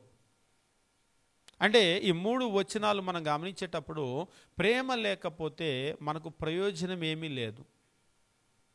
కాబట్టి మనకు వస్త్రాలు ఎంత అవసరమో, ఆహారం ఎంత అవసరమో, నివాసం ఎంత అవసరమో, క్రైస్తవ జీవితంలో ఆత్మ సంబంధమైనటువంటి ఈ ఎదుగుదలలో ప్రేమ అనేటువంటిది అంతకంటే కూడా అవసరం. ఎందుకు అవసరం అంటే ప్రేమ లేకపోతే నేను జీరో, నా ఆత్మీయ జీవితం జీరో. ఈరోజు నేను 25 ఏళ్ళ నుంచి ప్రార్థనకు వస్తున్నా కంటే నువ్వు ప్రేమ లేకపోతే నీ ఆత్మీయ జీవితం జీరో. నేను దేవుని కొరకు చాలా కానుకలు ఇచ్చాను, బీదల కొరకు చాలా కానుకలు ఇచ్చాను అంటే ఒకవేళ కాల్చబట్టని నీ శరీరమే ఇచ్చినా నువ్వు ప్రేమ లేకపోతే నీ ఆత్మీయ జీవితం జీరో. కాబట్టి ఆ ప్రేమ యొక్క ఆవశ్యకత ఏమిటి, అది ఎంత అవసరం అనేటువంటిది పరిశుద్ధాత్మ ఇక్కడ తెలియజేస్తున్నాడు. కాబట్టి పరిశుద్ధాత్మ ప్రేమను గురించి నేర్పించాడా అంటే అవును నేర్పించాడు. బైబిల్లో కొరింథీ పట్టణం, ముఖ్యంగా ఈ కొరింథీ పట్టణాన్ని చూసినప్పుడు ఏదైతే కొరతగా ఉందో దాన్ని తెలియజేస్తూ ఉన్నాడు. ప్రేమ అనేటువంటిది చాలా చాలా చాలా అవసరం. ఎంత ప్రేమ అవసరము అంటే నువ్వు ప్రేమ లేకపోతే నువ్వు ఏ భాషలతో మాట్లాడినా కానీ దానివల్ల ప్రయోజనం ఉండదు. నువ్వు మ్రోగేటువంటి, ఇక్కడ చెప్తూ ఉన్నాడు, కంచులాగా ఉంటావు, గనగనలాడేటువంటి తాళములాగా ఉంటావు. అంతేకాదు నువ్వు ప్రేమ లేకపోతే ప్రవచించేటువంటి కృపా వరాలు నువ్వు 2వ వచనంలో చెప్తూ ఉంటాడు, నీకు జ్ఞానం అంతా తెలిసిన, మర్మాలన్నీ ఎరిగినా నువ్వు ప్రేమ లేకపోతే నువ్వు వ్యర్థుడిగానే ఉంటావు.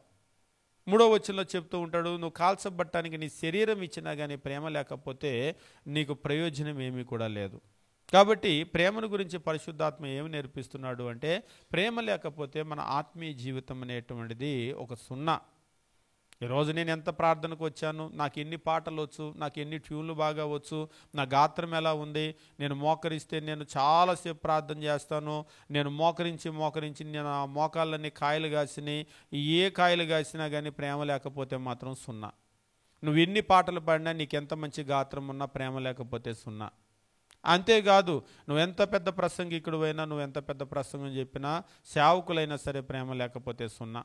విశ్వాస జీవితంలో కూడా మనం అప్పుడప్పుడు అనుకుంటూ ఉంటాం, నేను దేవునికి బాగా ఇస్తున్నాను, నేను బాగా అందరికీ సాయం చేస్తున్నాను, నేను ప్రార్థన కూడా రెగ్యులర్గా వెళ్తున్నాను అని వీటిని మనం చూస్తూ ఉంటాం. ప్రేమ లేకపోతే సున్నా, దానివల్ల ప్రయోజనమేమి కూడా ఉండదు. కాబట్టి పరిశుద్ధాత్మ తెలియజేసేటువంటి విషయం ఏమిటంటే, ప్రేమను గురించి ఏం చెప్తున్నాడు అంటే, ప్రేమ గనక లేనట్లయితే మన ఆత్మీయ జీవితము ప్రయోజనం లేనటువంటి ఒక వ్యర్థమైనటువంటి జీవితంగా ఉంటుంది అనేటువంటి విషయాన్ని తెలియజేస్తూ ఉన్నాడు.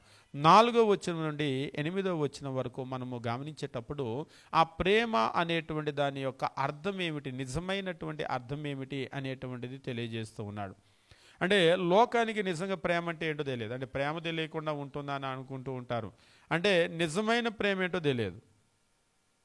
ఈరోజు వాళ్ళు ఏం చేస్తూ ఉంటారంటే, ప్రేమ అనేటువంటి విషయాన్ని మీరు బైబిల్లో ప్రేమను గురించి చాలా బాగా చెప్పాడు, నేర్పించాడు. అందులో కూడా మనకు కొరింథీయులకు రాసిన మొదటి పత్రిక 13వ అధ్యాయము, ఈ ఒక్క అధ్యాయం కనుక లేకపోతే అసలు ఆ ప్రేమ యొక్క మీనింగ్ అంత బాగా డిమాన్స్ట్రేట్ చేయబడేది కాదేమో. అంటే ఎంత బాగా చూపించాడంటే దాన్ని తీసి మన ముందు అట్లా పెట్టాడనమాట. ప్రేమ అంటే ఇది ఇట్లా ఉంటుంది అని పెట్టాడు ఈ అధ్యాయంలో. మీరు 4వ వచనం నుంచి 8వ వచనం వరకు మీరు గమనించండి. ప్రేమ, నిజమైనటువంటి ప్రేమ ఎట్లా ఉండాలో ఆయన చెప్తూ ఉంటాడు. ప్రేమ దీర్ఘకాలము సహిస్తుంది, ఇది ఉంటే ప్రేమ. ప్రేమ దయ చూపిస్తుంది, ఈ దయ ఉంటే ప్రేమ. ప్రేమ మత్సరపడదు, ఒకవేళ నీకు మత్సరం ఉంటే అది ప్రేమ కాదు. ప్రేమ డంబముగా ప్రవర్తించదు అని చెప్పేసి అంటూ ఉంటాడు.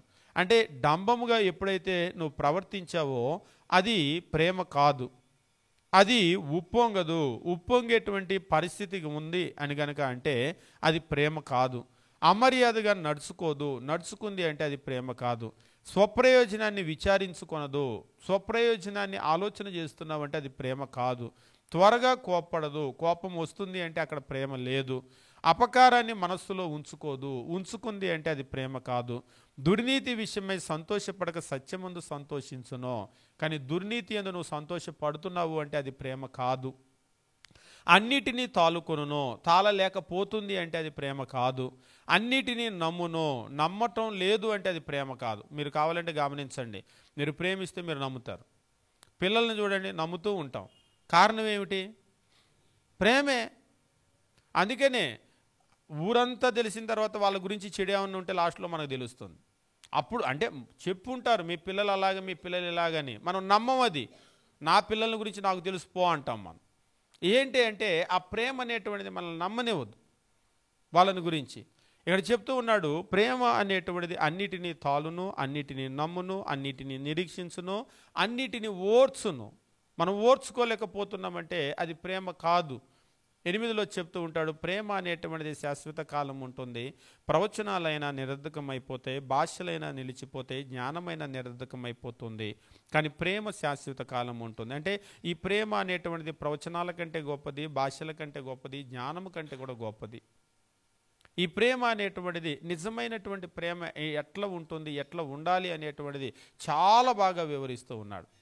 దీన్ని పక్కన పెట్టి కనుక మనం చూసినట్లయితే ఈ ప్రపంచంలో ఉన్న ఏ ప్రేమైనా సరే అది నిజమైన ప్రేమ కాదా అనేటువంటిది అర్థమవుతుంది. ఉదాహరణకి మీరు బంగారం తాకట్టు పెట్టడానికి తీసుకుని వెళ్ళారనుకోండి, ఏం చేస్తారు వాళ్ళు? మీ ముఖం చూసి మీరు మంచోళ్ళే కాబట్టి ఇక నేను దీన్ని టెస్ట్ చేయను అని అంటారా? మీరు కావాలంటే బ్యాంకుకి వెళ్ళండి, 100 సార్లు మీరు ఆ బ్యాంకులో తాకట్టు పెడితే కూడా 101సారి మళ్ళీ రుద్దుతాడు. రుద్ది అరిగిపోతుందండి, ఎప్పుడు మీ దగ్గరే పెడుతున్నా కదా అని అంటే 100 సార్లు పెడితే కూడా 101సారి మేము రుద్దాల్సిందే.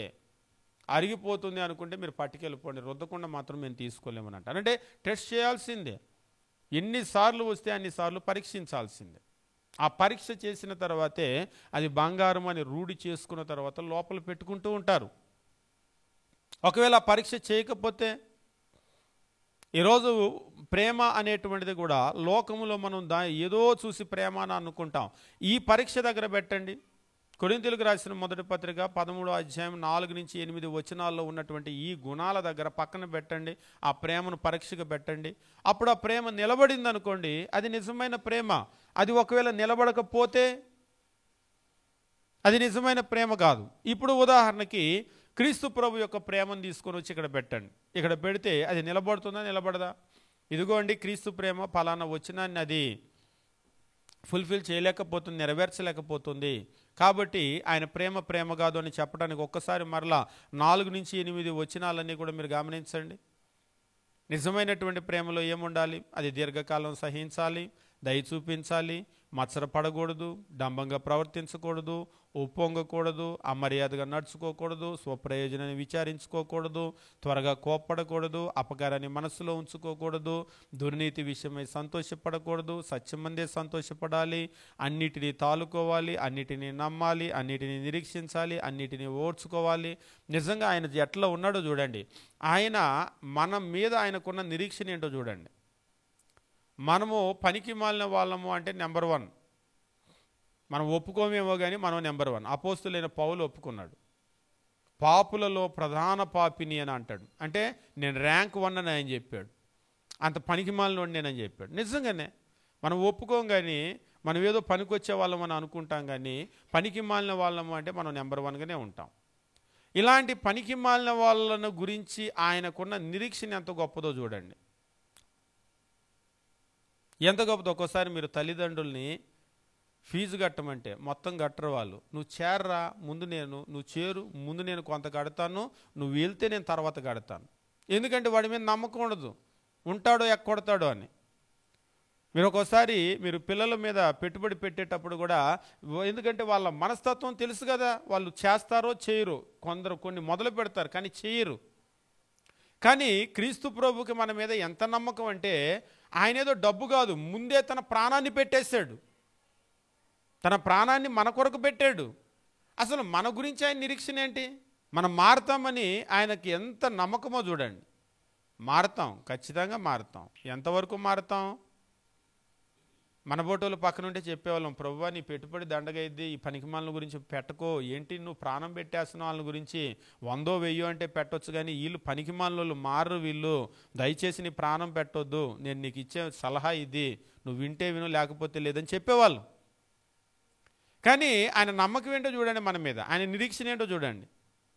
ఏమిటి అంటే ఆయన మనల్ని ప్రేమించాడు. ఆయన మనల్ని ప్రేమించాడు కాబట్టి ఆయన మనల్ని నమ్మాడు, మనల్ని నిరీక్షించాడు. అంతేకాదు ఆయన అన్నింటినీ కూడా ఓర్చుకున్నాడు. చెప్తూ ఉన్నాడు, ఈ ప్రేమ అనేటువంటి శాశ్వత కాలం ఉంటుంది, నిజమైనటువంటి ప్రేమ. కాబట్టి క్రీస్తు ప్రభు యొక్క ప్రేమను ఇక్కడ గనక పరీక్షగా పెడితే నిలబడుతుందంటే ఇందులో ఉన్న ప్రతి ఇక్కడ మనకు చెప్పినటువంటి క్వాలిటీని అది ఫుల్ఫిల్ చేసుకుంటూ వెళ్ళింది. ఈరోజు మన ప్రేమ అయితే ఎలా ఉంటుంది? ఈరోజు మనలో కూడా ప్రేమ ఉంది అని మనం అనుకుంటూ ఉంటాం కదా. మన ప్రేమ అనేటువంటిది సహిస్తుందా? దీర్ఘకాలం సహిస్తుందా? మన ప్రేమ అనేటువంటి దయ చూపిస్తూ ఉందా? మత్సరపడకుండా ఉన్నామా? కోపపడకుండా ఉంటున్నామా? డంబంగా ప్రవర్తించకుండా ఉంటున్నామా? ఉప్పొంగకుండా ఉంటున్నామా?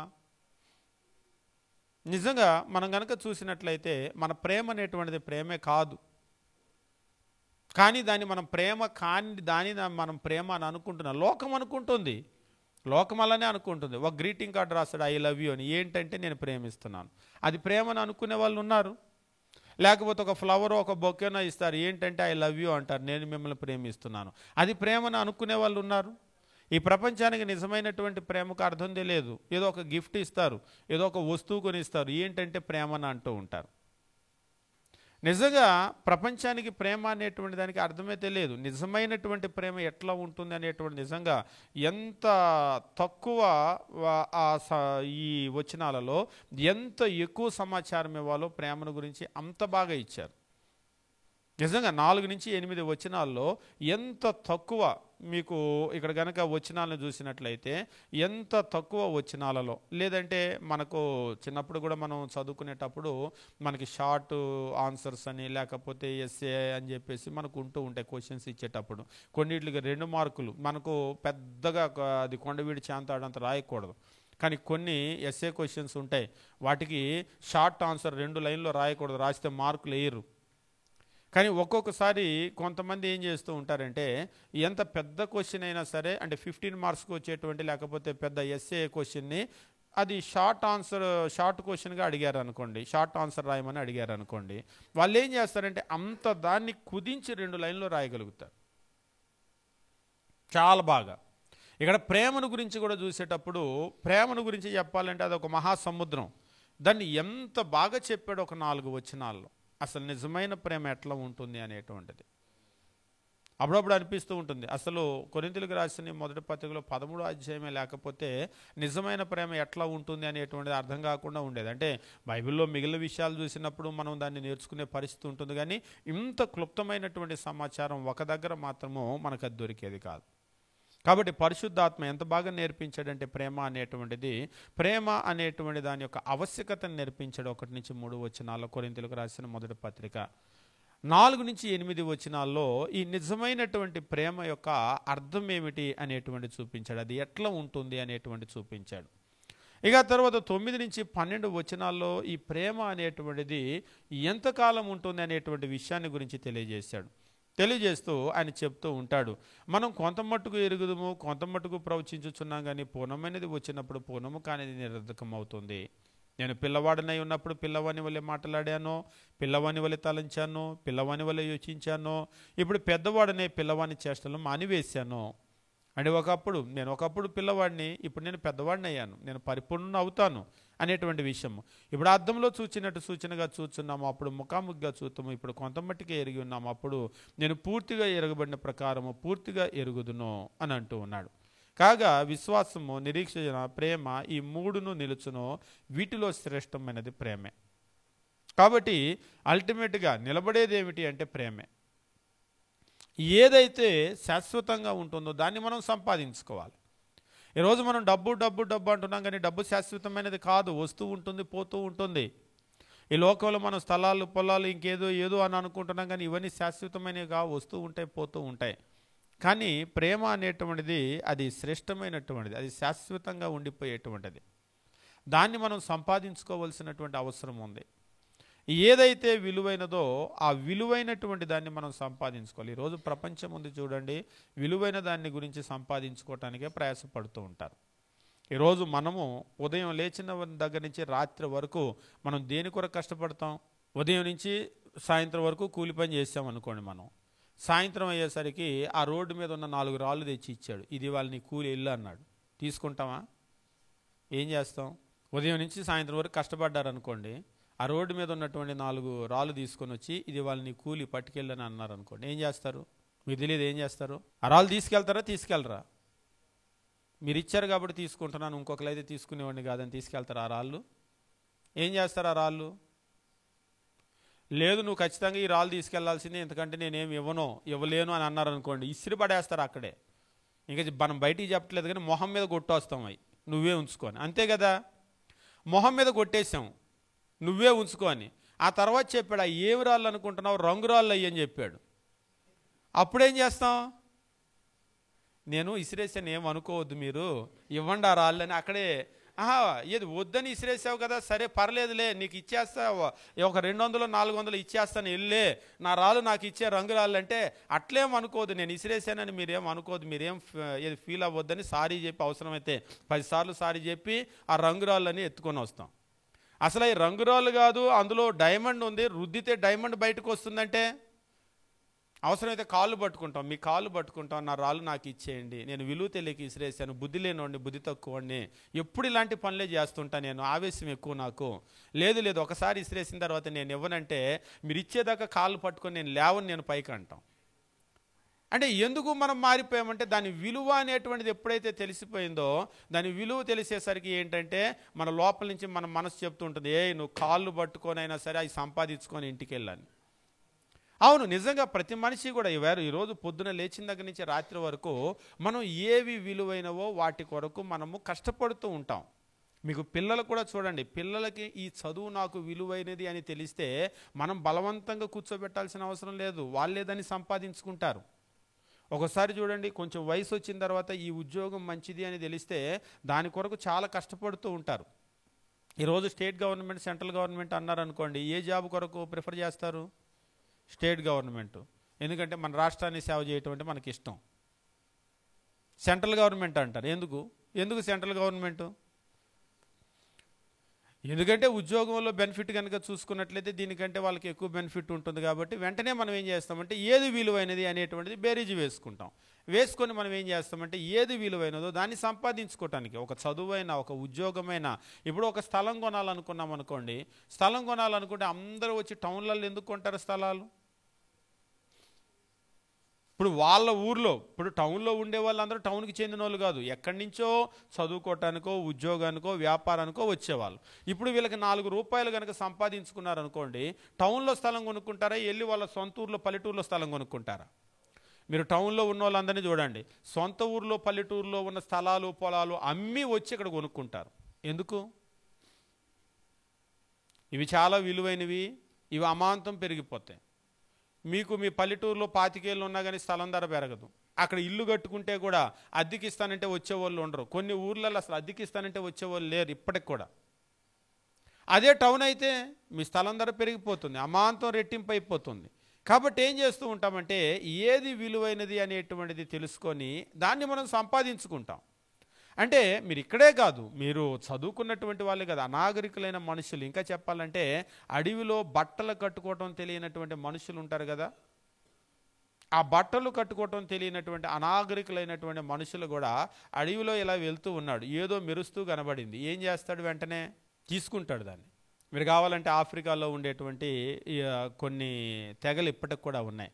వాళ్ళు మెడలో ఏవేవో వేసుకుంటారు, తాడులాగా కట్టి. దాన్ని చూస్తే మనకు ఆశ్చర్యం వేస్తూ ఉంటుంది. ఒకసారి ఇలాగనే చూపిస్తూ ఉంటే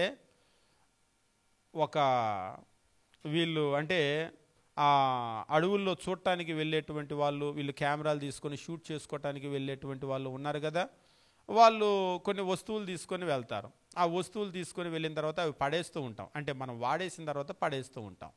ఉదాహరణకి ఇప్పుడు మనం వాటర్ బాటిల్ తాగాము, తాగిన తర్వాత వాటర్ బాటిల్ ఖాళీ అయిపోయింది, పడేసాము అనుకోండి. రోడ్డు మీద దాన్ని ఎవరు తీసుకోరు, ఇక్కడ పెద్దగా తీసి డస్ట్బిన్లో పడేస్తారు.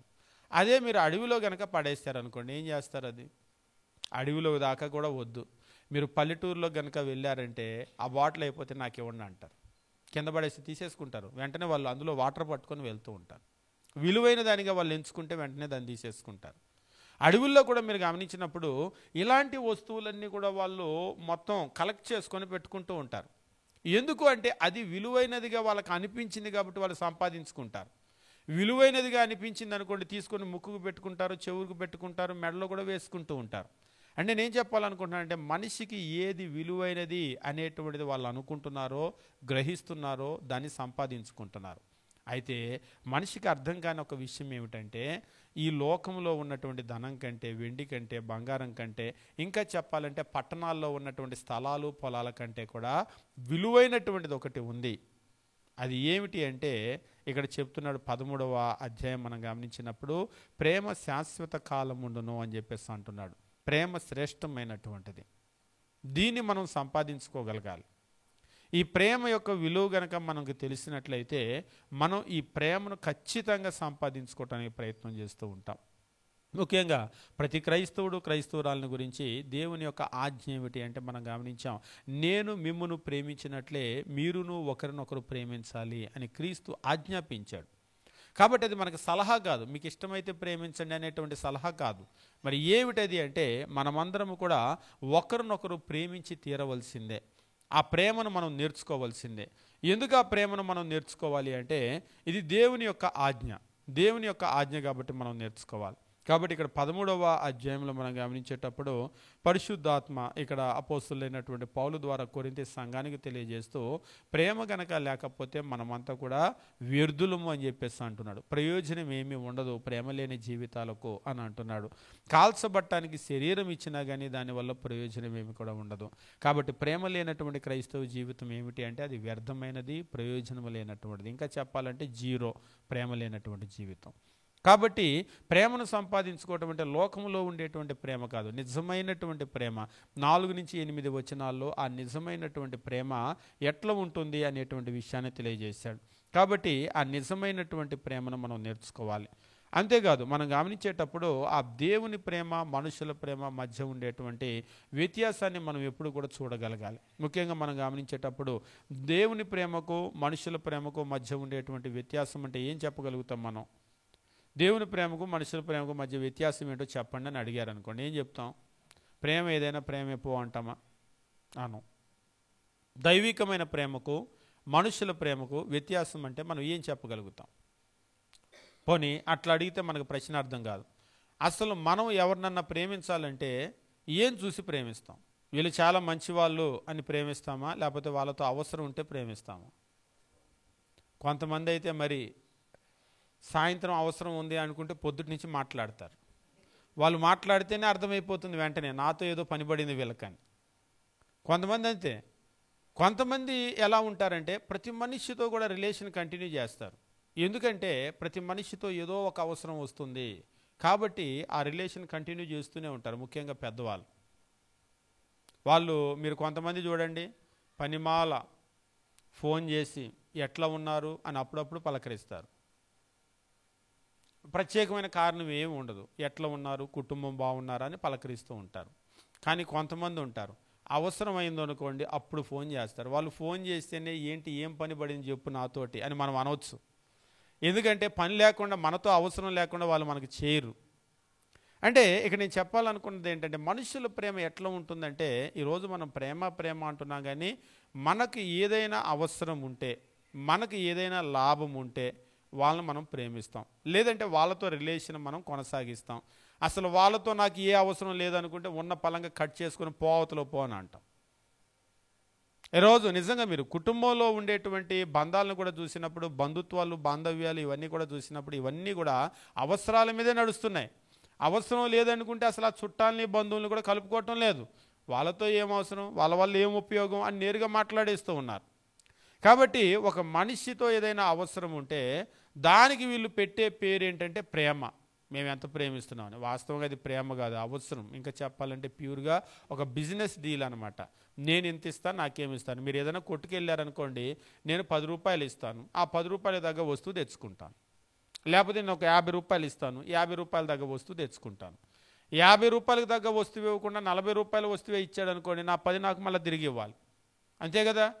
ఒక ఉదాహరణకు ఒక పాల ప్యాకెట్ కొన్నారు 40 రూపాయలు, 50 ఇచ్చారు. 50 ఇచ్చినప్పుడు సరేలే ఉంచుకో అని చెప్పేసి అంటామా? లేదు, ఇది 40 రూపాయలే, మిగిలిన నా 10 రూపాయలు నాకు ఇవ్వు. ఇప్పుడు డీలింగ్ సరిపోయింది. అంతేనా? అలాగనే మీరు మనుషులతో కూడా ఈరోజు ఉన్నటువంటి డీలింగ్స్ అన్నీ ఇలాగనే ఉన్నాయి. నేను ఇది ఇచ్చాను, వాళ్ళు నాకు ఏమి ఇస్తారు, ఏమీ ఇవ్వలేదా అంటే నాకే ఇక్కడ నష్టం ఎక్కువ వాళ్ళతో ఉండటం వల్ల ఆ రిలేషన్ నాకు వద్దులే. నేను వీళ్ళకి మేలు చేశాను, వీళ్ళు నాకు ఎంత తిరిగి మేలు చేస్తున్నారు. ఒకవేళ వాళ్ళే నాకు ఎక్కువ మేలు చేశారనుకోండి, ఇక్కడైతే నాకే 10 రూపాయల లాభంలే, నేను వాళ్ళతో రిలేషన్ ఉంచుకుంటాను. ఇలాగా మనుషులు ఏం చేస్తూ ఉన్నారంటే, మనుషులతో ఉండే సంబంధాలన్నీ కూడా ఈ లాభ నష్టాలే బేరీజు వేసుకుంటున్నారు. దానికి వాళ్ళు పెట్టే పేరు ఏంటంటే ప్రేమ. ఈరోజు మీరు కుటుంబాల్లో చూసినా కానీ, ఇంకా చెప్పాలి అంటే బంధుత్వాలు, బాంధవ్యాలు, స్నేహము, వీటన్నింటిలో కూడా చూసినట్లయితే మీకు ఇవే లెక్కలు వేసుకుంటూ ఉన్నారు. నిజమైనటువంటి ప్రేమ అనేటువంటిది అక్కడ లేదు. ఒక రకంగా చెప్పాలి అంటే అక్కడ అంతా కూడా ఏముందంటే అవసరం ఉంది అంతే. ఇంకా చెప్పాలి అంటే లాభం కొరకు అపేక్ష ఉంది, కోరుకుంటూ ఉన్నారు అంతే. కానీ క్రీస్తు ప్రభు ఉన్నాడు కదా, క్రీస్తు ప్రభు ఆ దైవికమైనటువంటి ప్రేమ ఏమిటి అంటే, ఇక్కడ మనం లాభాన్ని కోరుకున్నట్లుగా ఆయన లాభాన్ని కోరుకోవటం లేదు. ఇక్కడ మనం ఆశించినట్లుగా అక్కడ ఆయన ఆశించటం లేదు. దైవికమైనటువంటి ప్రేమలో ఇక్కడ మనకు స్వార్థం ఉన్నట్లుగా ఆయన ప్రేమలో స్వార్థం లేదు. ఆయన మన నుంచి ఏమీ ఆశించటం లేదు. నిస్వార్థమైనటువంటి ప్రేమ అది. ఇంకా చెప్పాలంటే లాభ ఆపేక్ష లేనటువంటి ప్రేమ. నా నుంచి ఆయన ఏం కోరుకుంటున్నాడంటే 1% కూడా మన నుంచి ఏమీ కోరుకోవటం లేదు. ఆయన ఏమీ కోరుకోకుండానే ఆయన ప్రేమిస్తున్నాడు. కాబట్టి మనం ప్రేమ అనేటువంటి విషయం దగ్గర దైవికమైనటువంటి ఆ ప్రేమకు, లోకంలో ఉంటున్నటువంటి మనుషులు ప్రేమ అంటున్నారు కానీ వీళ్ళ ప్రేమకు ఉన్న వ్యత్యాసాన్ని మనం గుర్తించాలి. ఎందుకు గుర్తించాలంటే ఈరోజు మనము ఆ దైవికమైన ప్రేమను నేర్చుకోమంటున్నాడు కానీ ఈ లోకంలో చూపించేటువంటి ప్రేమ కాదు. ఈ లోకంలో కూడా మీరు గమనించండి, ఇప్పుడు మీరు కుటుంబాల్లో కూడా చూసినప్పుడు పిల్లలు పెద్దవాళ్ళు అయిన తర్వాత మమ్మల్ని చూస్తారు అని తల్లిదండ్రులు పెంచుతున్నారు, ఎదురు చూసి పెంచుతున్నారు. వాళ్ళు కూడా లాభాన్ని ఆపేక్షించే పెంచుతున్నారు. ఈడు మనల్ని చూడడం అంటే పోరా బయటికి ఇంట్లో నుంచి నువ్వు అంటున్నారు. అవునా కదా? వీడు మనల్ని బాగా చూసుకుంటాడు రేపంటే ఉండయ్యా మా అయ్యగా మా అమ్మగాని అంటారు. వీడు మనల్ని చూడడం, వీడి వల్ల మనకి లాభం లేదంటే పోరా బయటికి అంటున్నారు. ఆ పిల్లలు కూడా అలాగనే తయారయ్యారు. మా అమ్మ దగ్గర నాన్న దగ్గర ఆస్తుంది, ఇంకా రాసిస్తారంటే వాళ్ళతో ఉంటున్నారు. వాళ్ళ దగ్గర ఏమీ లేదంటే మీరు కూడా పోండి బయటికి ముసలోళ్ళు అయ్యారు అంటున్నారు. ఈరోజు నిజంగా తల్లిదండ్రులు, పిల్లలు, అన్నదమ్ములు, అక్క చెల్లెళ్ళు, ఇంకా చెప్పాలంటే లోకంలో ఉన్నటువంటి ప్రతి బంధుత్వం, బాంధవ్యం, స్నేహము అన్నీ కూడా ఏంటంటే ఈ లాభము, నష్టము అనేటువంటి దాని మీదే వెళ్తూ ఉన్నాయి. కానీ దానికి మనం పెట్టేటువంటి పేరు ఏంటంటే ప్రేమ. కుటుంబంలో ఎంత ప్రేమలు, ఎంత ఆప్యాయతలు అని అంటుంటాయి. ఎంత ప్రేమ, ఎంత ఆప్యాయత ఏముంది అసలు అక్కడ? కాబట్టి నిజమైనటువంటి ప్రేమ, నిజమైనటువంటి ఆప్యాయతలు అనేటువంటివి ఈరోజు కనుమరుగైపోయినాయి. కానీ మనము ఆ నిజమైనటువంటి ప్రేమ అంటే దేవుని దగ్గరికి వెళ్ళాలి. నిజమైనటువంటి ప్రేమలో ఎప్పుడు కూడా స్వార్థాన్ని అది విచారించదు, స్వప్రయోజనాన్ని కోరుకోకూడదు. అంటే 1% కూడా స్వార్థము లేకుండా మనం ప్రేమించాలి. క్రీస్తు ప్రభు కూడా ఆయన ప్రాణం పెట్టినప్పుడు మన నుంచి ఏం కావాలి, నా ఆస్తి కావాలంటే మన ఆస్తి కొరకు ఏం కాదు. మరి ఏం కావాలి నా నుంచి అంటే మన నుంచి ఆయన ఏమి కోరుకొని తన ప్రాణం పెట్టలేదు. ఈరోజు మనం కూడా ఎదుటి వాళ్ళను ప్రేమించేటప్పుడు వాళ్ళ దగ్గర నుంచి ఏదో ఆశించో, ఏదో కోరుకొనో, ఏదో లాభం కొరకో మనం ఏం చేయకూడదు. ఒకవేళ అలా చేస్తే ఒక విషయాన్ని చెప్పి నేను ముందుకెళ్తాను. ఎదుటి వాళ్ళ దగ్గర నుంచి ఏదైనా కోరుకొని, ఏదైనా ఆశించి మనము వాళ్ళని ప్రేమించామనుకోండి, అది మనకు దక్కలేదు. దక్కపోతే ఏమవుతుంది? పిల్లల్ని మనం పోనీ మీకు బాగా అర్థమయ్యేటట్లు చెప్తా. పిల్లలు అంటే మన కడుపున పుట్టిన పిల్లలు, కొడుకో కూతురో లేకపోతే ఎవరో, పెద్ద అయిన తర్వాత వాళ్ళు మనల్ని బాగా చూసుకుంటారు అనేటువంటి అపరిమితమైనటువంటి నమ్మకం వాళ్ళ మీద. దాంతో ఏం చేశారంటే వాళ్ళని బాగా కష్టపడి చదివించారు. డబ్బులు లేకపోయినా అప్పులు తెచ్చారు, వడ్డీలు కట్టారు, చాలా కష్టపడి చదివించారు. లేకపోతే ఉన్న ఆస్తి అంతా కూడా వాళ్ళకి రాశారు. చివరికి పెద్ద అయిన తర్వాత వాళ్ళు చూడటం లేదు, అస్సలు పట్టించుకోవటం లేదు. ఇప్పుడు ఎట్లా ఉంటుంది పరిస్థితి? మీరు ఎంతో నమ్మకం పెట్టుకుంటే ఆ నమ్మకం అంతా కూడా వమ్మ అయిపోయింది. ఇప్పుడు ఎట్లా ఉంటుంది పరిస్థితి? మీరేం 1% కూడా పట్టించుకోరా? ఇప్పుడు మనం హర్ట్ అవుతాం. ఎంత హర్ట్ అవుతాం? వాళ్ళ మీద మనం ఎంత నమ్మకం పెట్టుకున్నామో మనం అంత హర్ట్ అవుతాం. పోనీ దీన్ని చెప్తాను, మీరు గమనించండి. మనం పిల్లల్ని కన్నాం పెంచుతున్నా కానీ వాళ్ళు రేపు మనల్ని ఏదో పెరిగి పెద్ద అయిన తర్వాత మనం చూస్తారనేటువంటి ఆశలేం పెట్టుకోలేదు వాళ్ళ మీద. తల్లిదండ్రులుగా మన బాధ్యత మనం పెంచాలి కాబట్టి పెంచుతున్నాం. వాళ్ళ బాగు కొరకు మనము చేయాల్సినవన్నీ కూడా చేసాం. రేపు వాళ్ళు మనల్ని చూసే పరిస్థితి లేదు. ఇప్పుడు మనం బాధపడతామా? ఏం బాధపడం. ఎందుకు బాధపడం? వాళ్ళ నుంచి మనం ఏమి ఎదురు చూడలేదు, అసలు వాళ్ళ నుంచి మనం ఏమి కోరుకోలేదు.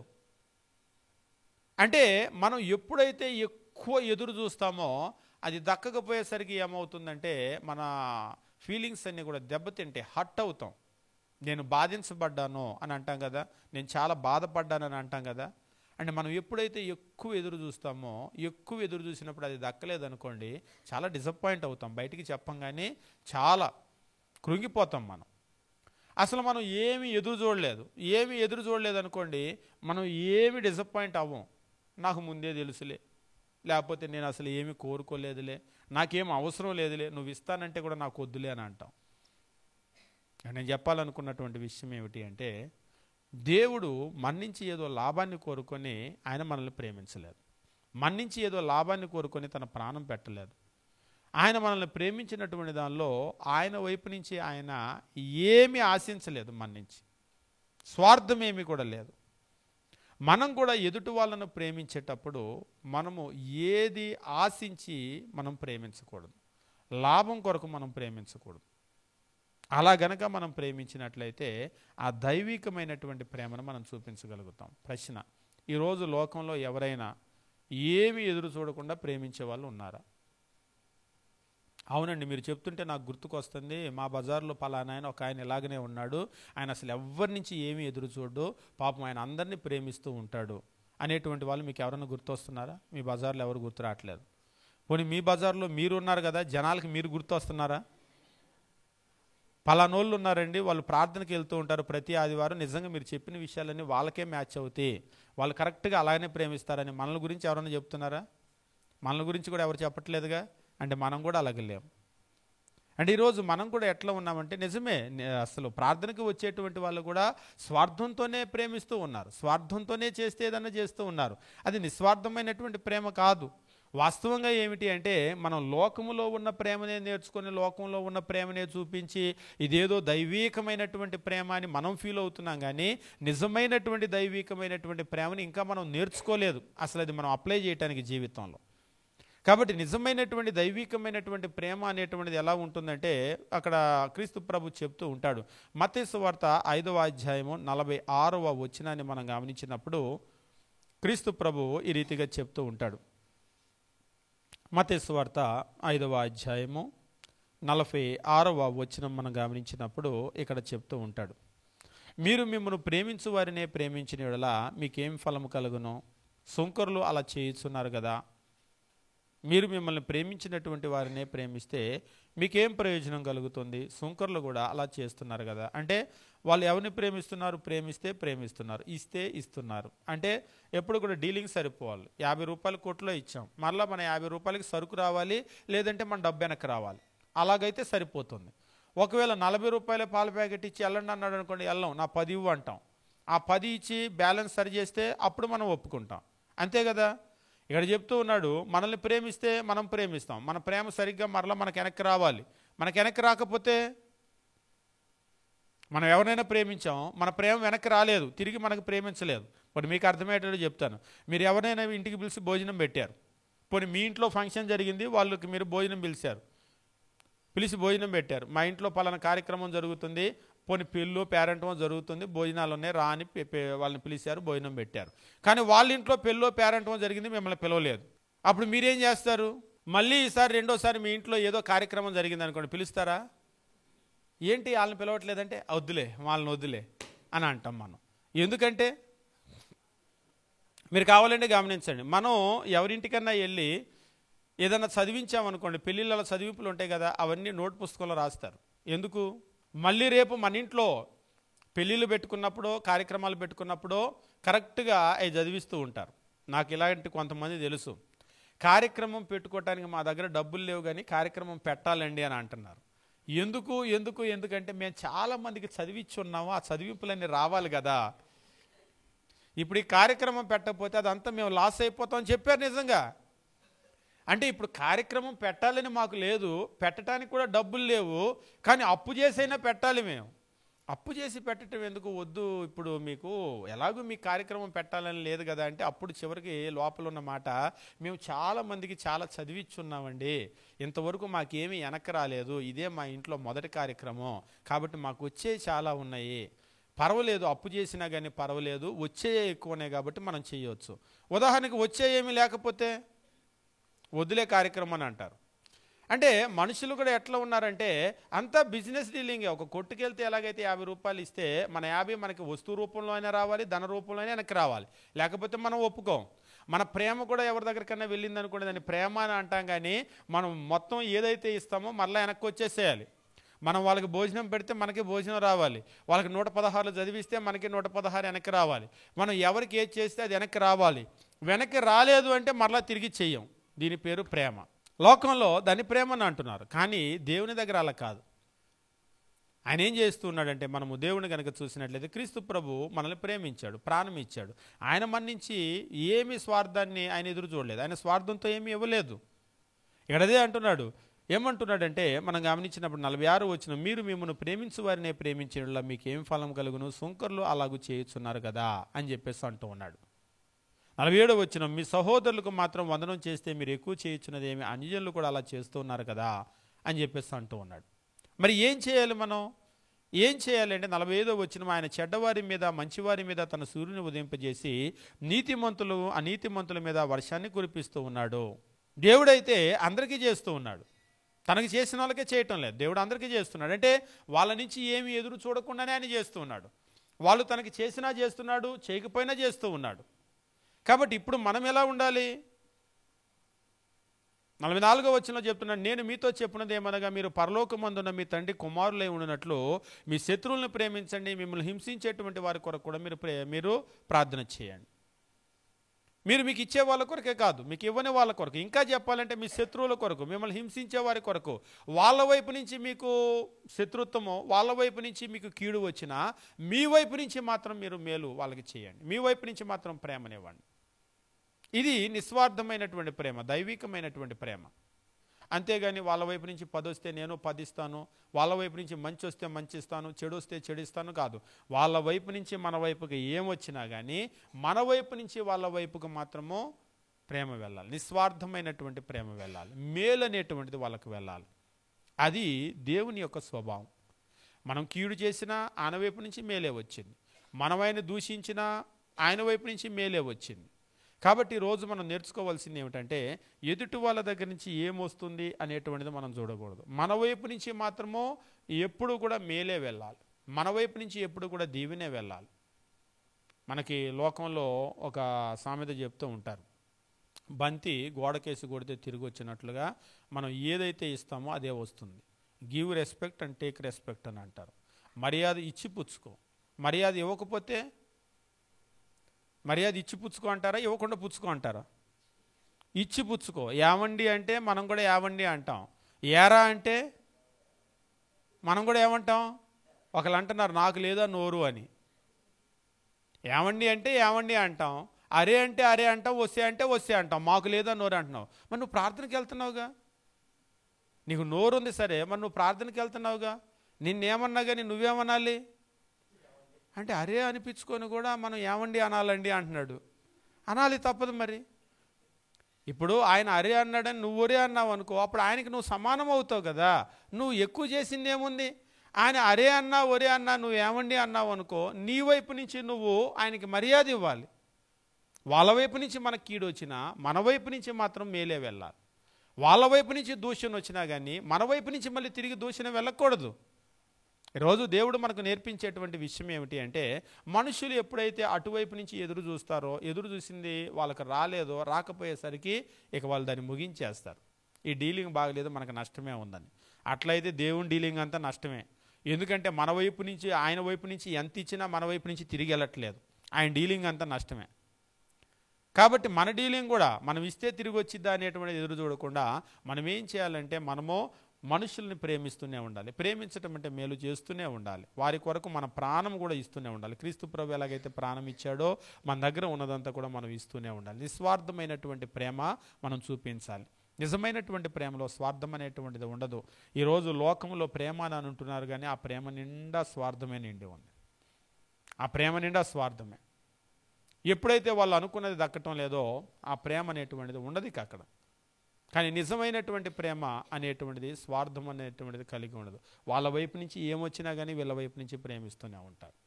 కాబట్టి అటువంటి ప్రేమ దేవుడు మనల్ని నేర్చుకోమని చెప్పేసి అంటున్నాడు. కాబట్టి ప్రేమ అనేటువంటిది మనం దేవుని దగ్గర నేర్చుకోవాల్సినటువంటి అవసరం ఉంది. బైబిల్లో మనం చూసేటప్పుడు తండ్రి ఆయన ప్రేమను నేర్పించాడు. క్రీస్తు ప్రభు కూడా ప్రేమ అనేటువంటిది ఎలా ఉంటుందో చూపించాడు.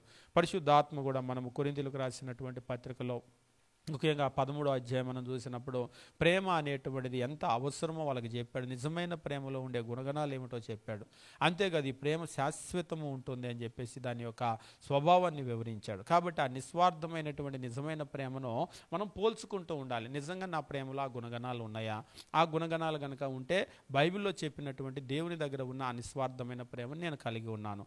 లేదు ఈ గుణాలు నా ప్రేమలో మిస్ అయినాయి అంటే మనం బైబిల్లో ఉన్న దేవుని ప్రేమను మనం కలిగి ఉండటం లేదు అనేటువంటి విషయాన్ని మనం జ్ఞాపకం చేసుకోవాల్సినటువంటి అవసరం ఉంది. మనం ప్రేమించేటప్పుడు కూడా ఎదుటి వాళ్ళ దగ్గర నుంచి ఏదో ఆపేక్షించి ఏదో కోరుకొని మనం స్వార్థంతో ప్రేమించకూడదు.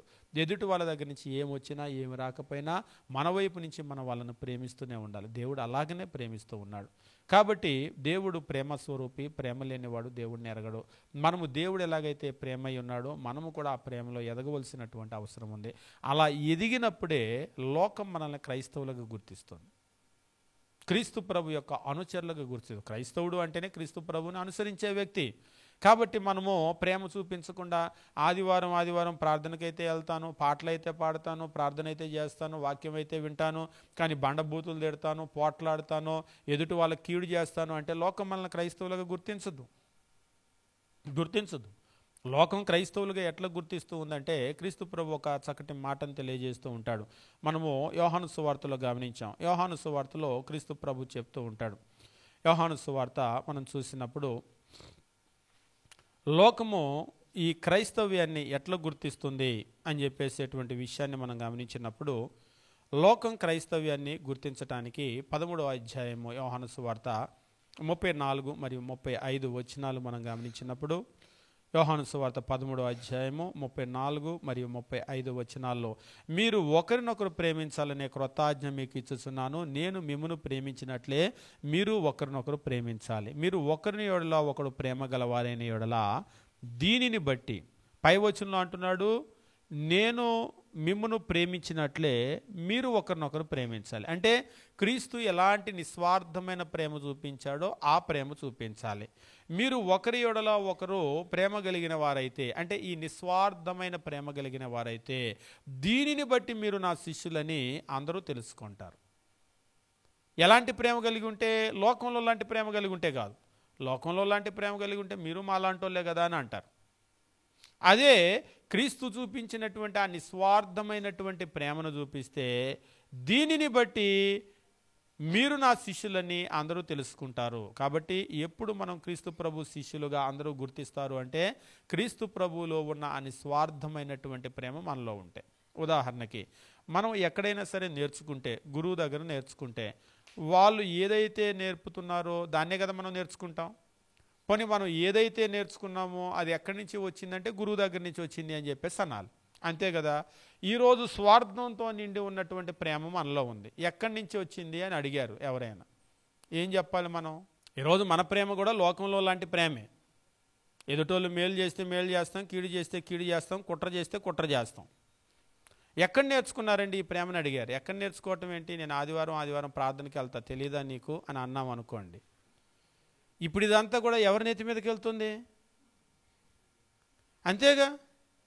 ఇప్పుడు మనము క్రైస్తవులమే కుట్ర చేస్తే, క్రైస్తవులమే మనం పగ సాధిస్తే, క్రైస్తవులమే హాని చేస్తే, ఈ విధమైనటువంటి ప్రేమను గనక మనం చూపిస్తే ఇదంతా ఎక్కడ నేర్చుకున్నారని అనుకుంటారు. ఒకసారి చెప్తూ ఉంటారు, ఒకసారి నాకు బాగా గుర్తు, మీ అబ్బాయి మాతో తిరుగుతున్నాడు కానీ మా దగ్గర నేర్చుకోలేదు అలవాట్లు అంటున్నాడు వాళ్ళ అమ్మతోటి. అంటే వాళ్ళు అడిగారు, మా ఓడి ఈ మధ్య తాగుతున్నాడు ఏంటి అని అంటే, ఈ ఫ్రెండ్స్ ముందే చెప్తున్నారు, మీ ఓడు మాతో తిరుగుతున్నాడు కానీ మా దగ్గర నేర్చుకోలేదు అలవాట్లు, వేరే ఉన్నాయి, వేరే వాళ్ళతో కూడా తిరుగుతున్నాడు, అక్కడ చూసుకొని అంటున్నారు. అంటే వాళ్ళు ముందే చెప్పేశారు, అది మా దగ్గర నేర్చుకుంది కాదు అని. ఈరోజు మనలో ఉన్నటువంటి ఇదంతా కూడా ఎక్కడ నేర్చుకున్నాం మనం అనుకుంటున్నాం ఇదేదో నేను ప్రార్థనకి వెళ్ళాను, దేవుని దగ్గరికి వెళ్తున్నాను, నేర్చుకుంటున్నాం అని అనుకుంటున్నాం. కానీ ఈరోజు మనలో ఉన్నటువంటి ఆ స్వార్థంతో నిండినటువంటి ఆ ప్రేమ మనం దేవుని దగ్గర నేర్చుకున్నది కాదు. అటువంటి ప్రేమ గనక ఉన్నట్లయితే మనం క్రీస్తు ప్రభు యొక్క శిష్యులుగా, క్రైస్తవులుగా గుర్తించబడము.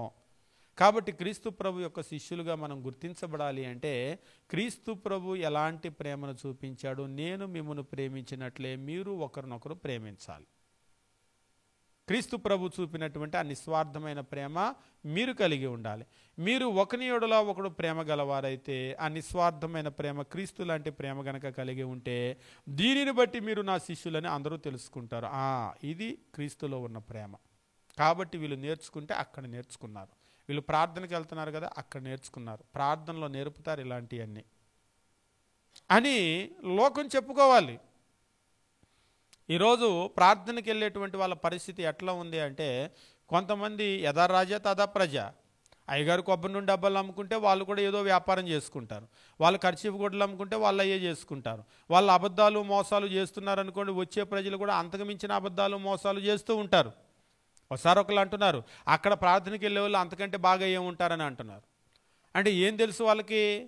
అక్కడ ప్రార్థనకి వెళ్ళే వాళ్ళందరూ కూడా ఎలా ఉంటారో, అక్కడ ప్రార్థనకి వెళ్ళే సేవకుడు ఎలా ఉన్నారో, ఆ జనాలు ఎలా ఉన్నారో అంత తెలుసు లోకానికి. కాబట్టి లోకానికి క్రీస్తు ప్రభు ఎలా ఉన్నాడో తెలుసు, ఆయనలో ఉన్న నిస్వార్థమైన ప్రేమ ఏంటో తెలుసు, ఆయన దగ్గరికి వెళ్తే ఎలాంటి ప్రేమను నేర్చుకుంటారనేది కూడా తెలుసు. అటువంటి ప్రేమే మనలో గనక ఉంటే, వీళ్ళు ఆయనకి శిష్యులు, ఆయన వెంబడిస్తున్నారు, అందుకే ఇటువంటి ప్రేమను నేర్చుకున్నారు అని వీళ్ళు లోకము గుర్తిస్తారు. కాబట్టి ఈరోజు ఆ నిస్వార్థమైనటువంటి ప్రేమ అనేటువంటిది మనల్ని క్రీస్తు ప్రభు యొక్క శిష్యులుగా, క్రైస్తవులుగా లోకం గుర్తించేటట్లు చేస్తుంది. అంతేగాని నేను క్రైస్తవుడు అంటానికి మెడలో క్రాస్ చేసుకోవటమో, చేతిలో బైబిల్ పట్టుకోవటమో, ఈ బైబిల్ ఎలా తిప్పి పరిశుద్ధ గ్రంథం అని ఇలా కనబడేటట్లు ఫోటోలో మనం పెట్టుకోవటమో, లేకపోతే ఇంటికి వాక్యం పెట్టుకోవటమో, ఇంటి పైన స్టార్ పెట్టుకోవటమో, ఇది మనకి ఐడెంటిటీ తీసుకుని రాదు. నిజమైనటువంటి క్రైస్తవుడు అనేటువంటి ఐడెంటిటీ మన జీవితాల్లో ఉండేటువంటి క్రీస్తుని పోలినటువంటి ప్రేమ వల్ల మనకు రావాల్సినటువంటి అవసరం ఉంది. కాబట్టి మనం ఆ ప్రేమను గురించి మనం చాలా నేర్చుకోవాల్సినటువంటి అవసరం ఉంది. మనం నేర్చుకోవటం కాదు, ఇప్పుడు తెలుగు వచ్చిన వాళ్ళు ఎదుటి వాళ్ళకి తెలుగు నేర్పుతారు, మనకి లెక్కలు వస్తే మ్యాథ్స్ నేర్పుతాం. మనకి ఏదైతే వచ్చో ఎదుటి వాళ్ళకి అది మనం నేర్పుతాం. ఇప్పుడు మనకు స్వార్థపూరితమైన ప్రేమే వచ్చు అనుకోండి, ఎదుటి వాళ్ళకి ఏమి నేర్పుతాం? నిస్వార్థమైన ప్రేమ నేర్పగలమా? ఒకసారి ఒకరు అడిగారు, మరి ఆ నిస్వార్థమైన ప్రేమ ఎందుకు నేర్పలేకపోతున్నారు అని. ఎందుకు నేర్పలేకపోతున్నా అంటే మాకు రాదు కాబట్టి. ఇప్పుడు నన్ను కన్నడ నేర్పండి అన్నారు అనుకోండి, నేనేమి నేర్పుతాను? మీరు లేస్తే కర్ణాటక వెళ్ళి వస్తున్నారుగా, కన్నడ నేర్పండి అంటే నేను కర్ణాటక వెళ్ళి వచ్చేది నిజమే కానీ నాకు కన్నడ రాదు. అదే ఒకవేళ తమిళ్ ఏదైనా నేర్పండి అన్నారు అనుకోండి, నాకు కొంత తమిళ్ వచ్చు కాబట్టి తమిళ్ ఏదైనా కష్టపడగలను. మనకి రాంది నేర్పండి అంటే ఏమి నేర్పుతాం? నిస్వార్థమైన ప్రేమ నేర్పండి అంటే మనం ఏమి నేర్పుతాం? మనకి ఏమొచ్చు నేర్పడానికి? మీరు ప్రార్థనకి వెళ్తున్నారు కంటే నేను ప్రార్థనకి వెళ్ళే మాట నిజమే, నాకేమొచ్చు అంటే పాటలు పాడటం వచ్చు, నాకేమొచ్చు అంటే ప్రార్థన చేయటం వచ్చు, నాకేమొచ్చు అంటే 4 వాక్యం చెప్పడం కూడా వచ్చు. నిస్వార్థమైన ప్రేమ మాకు రాదు. నిజంగా ఈరోజు లోకం పరిస్థితి అలాగనే ఉంది. కాబట్టి నిస్వార్థమైన ప్రేమ మనకు వస్తేనే మనం నేర్పగలుగుతాం. మనం నేర్చుకుంటే మనం నేర్పగలుగుతాం. మనం నేర్చుకోలేదనుకోండి మనం నేర్పలేం. ఈరోజు లోకములో ఆ నిస్వార్థమైనటువంటి ప్రేమ రావాలి అంటే క్రైస్తవులు దాన్ని నేర్చుకొని క్రైస్తవులు దాన్ని లోకానికి నేర్పాలి. క్రైస్తవుల దగ్గరే ఆ నిస్వార్థమైన ప్రేమ లేదు, చచ్చిపోతే ఇక లోకానికి ఆ నిస్వార్థమైన ప్రేమ ఎవరు కూడా నేర్పలేరు. ఒక ఉదాహరణ చెప్పి నేను ముగిస్తాను. ఈరోజు అంతరించిపోయినటువంటి కొన్ని భాషలు ఉన్నాయి. మీరు త్రవ్వకాల్లో కూడా బయట పడినప్పుడు మీకు అంటే మన లాంగ్వేజ్, ఇప్పుడు మనకు భాషలు పుట్టడానికి ముందు ఈ లిఖితపూర్వకమైనటువంటి భాషలు లేవు. ఈరోజు కూడా కొన్ని భాషలు కనుక మీరు చూస్తే మాట్లాడతారు కానీ వాళ్ళకి లిపి లేదు. ఒకప్పుడు ఏమయ్యేదంటే ఇప్పుడు ఉన్నటువంటి భాష కాకుండా చిత్రాలు వేసేవాళ్ళు, బొమ్మలు వేసేవాళ్ళు. అంటే ఎదుటి వాళ్ళకి ఏదైనా కమ్యూనికేట్ చేయాలంటే కుడ్య చిత్రాలు అని చెప్పేసి అంటూ ఉంటారు కదా, బొమ్మలు వేసేవాళ్ళు. ఈవేళ ఉదాహరణగా నాకు సంతోషంగా ఉంది అంటే సంతోషంగా ఉందని రాస్తాం. ఆ రోజుల్లో ఈ లిపి లేనప్పుడు సంతోషంగా ఉంది అని చెప్పడానికి ఒక బొమ్మ వేసేవాళ్ళు. ఆ బొమ్మ ఒక ఎక్స్ప్రెషన్ అన్నమాట. ఈరోజు మీకు మెసేజెస్లు ఇవి బాగా ఉపయోగిస్తూ ఉన్నారు. ఏదైనా ఒకటి నచ్చింది అనుకోండి, ఇట్లా పెడతారు. ఇట్లా పెట్టగానే వెంటనే దాని అర్థం ఏంటి? అస్సలు నాకు నచ్చలేదని అర్థం. అంతేనా? ఇలా పెట్టగానే అంటే ఇది కమ్యూనికేట్ చేస్తుంది. ఒకవేళ దీన్ని ఇట్లా పెట్టామంటే ఏముంది, ఇది వేలే కదా, కిందకి లేచింది పైకి లేచింది అని అనుకుంటాం. లేదు, కిందకి లేవటం పైకి లేవటం కాదు. పైకి లేస్తే ఒక అర్థము, కిందకు వస్తే ఒక అర్థము, అంతే కదా. అంటే ఇదేం చేస్తుందంటే ఇప్పుడు మనం ఏదైతే నోటితో చెప్తున్నామో లేదా భాషతో చెప్తున్నామో అక్షరాలతో చెప్తున్నామో ఇది కమ్యూనికేట్ చేస్తుంది ఈ బొమ్మ అనేటువంటిది. అలాగనే లాంగ్వేజ్ పుట్టకముందు ఏమైందంటే వాటన్నింటినీ కూడా వాళ్ళు బొమ్మల ద్వారా వాళ్ళు చెప్పుకున్నారు. అయితే తవ్వకాల్లో ఆ బొమ్మలు బయటపడ్డాయి. ఇప్పుడు ఆ బొమ్మల అర్థం ఏంటి అని అడిగారు అనుకోండి, ఎవరు చెప్పగలరు? దాన్ని ఎవరైనా చెప్పగలగాలి అంటే అది తెలుసుకున్న వాళ్ళైతే చెప్పగలరు. ఈరోజు చాలా వాటికి గెస్సింగే కానీ దాన్ని ట్రూగా అంటే నిజంగా దాన్ని డీకోడ్ చేయటానికి మన దగ్గర అది నేర్చుకున్నటువంటి వాళ్ళు లేరు. ఒకవేళ ఉదాహరణకు నేర్చుకున్న వాళ్ళు ఎవరైనా ఉన్నారనుకోండి, ఆ నేర్చుకున్నటువంటి వాళ్ళు నేర్పితే మరలా అది ప్రపంచంలోకి వస్తుంది. ఉదాహరణకి ఆ కుడ్య చిత్రాలు, ఆ రోజుల్లో ఆ కుడ్య చిత్రాల యొక్క అర్థాలు తెలుసుకున్న వాళ్ళు ఎవరైనా ఉన్నారనుకోండి, దీని అర్థం ఇది, దీని అర్థం ఇది, దీని అర్థం ఇది అని చెప్పేసి 10 మందికి నేర్పితే మరలా ఈ 10 మంది 100 మందికి 1000 మందికి మళ్ళీ స్ప్రెడ్ అవుతుంది. నేనేం చెప్పాలనుకుంటున్నా అంటే ఏదైతే నేర్చుకుంటే ఎదుటి వాళ్ళకి నేర్పగలుగుతారో ప్రేమ కూడా అలాగనే. ఈ ప్రేమ అనేటువంటిది క్రైస్తవులు నేర్చుకొని లోకానికి ఆ నిస్వార్థమైన ప్రేమను నేర్పాలి. ఒకవేళ వాళ్ళు నేర్చుకోకుండా నేర్పకుండా ఉంటే ఏమవుతుందంటే ఈ ప్రేమ కూడా అంతరించిపోతుంది. ఈరోజు అంతరించిపోతున్నటువంటి వాటిలో ఈ నిస్వార్థమైనటువంటి ప్రేమ కూడా ఒకటి. లోకంలో రాను రాను ఏమైపోతుందంటే స్వార్థం పెరిగిపోతూ ఉంది. ప్రార్థనకు వచ్చేవాళ్ళు పెరుగుతున్నారు, కానీ ఆ నిస్వార్థమైన ప్రేమను నేర్చుకోవటం పెరగటం లేదు. ఆ నిస్వార్థమైన ప్రేమను చూపించటం పెరగటం లేదు. కాబట్టి మనం ఆ ప్రేమను మనం నేర్చుకోవాలి. ఆ ప్రేమను మనం చూపించటం మాత్రమే కాకుండా ఆ ప్రేమను అనేక మందికి నేర్పించవలసినటువంటి అవసరం ఉంది. అలా నేర్పినప్పుడే ఈ సమాజం అనేటువంటిది ఒక దీవెనకరమైనటువంటి సమాజంగా, మనుషుల జీవితాలు కూడా ఎదుటివారికి దీవెనకరమైనటువంటి జీవితాలుగా మారేటువంటి అవకాశం ఉంటుంది. కాబట్టి మన జీవితాలను అలా కట్టుకుందాం, మన కుటుంబాలను మన సంఘాలను అలా కట్టుకుందాం. దేవుడు మనల్ని మన కుటుంబాలను దీవించునుగాక. మీ అందరికీ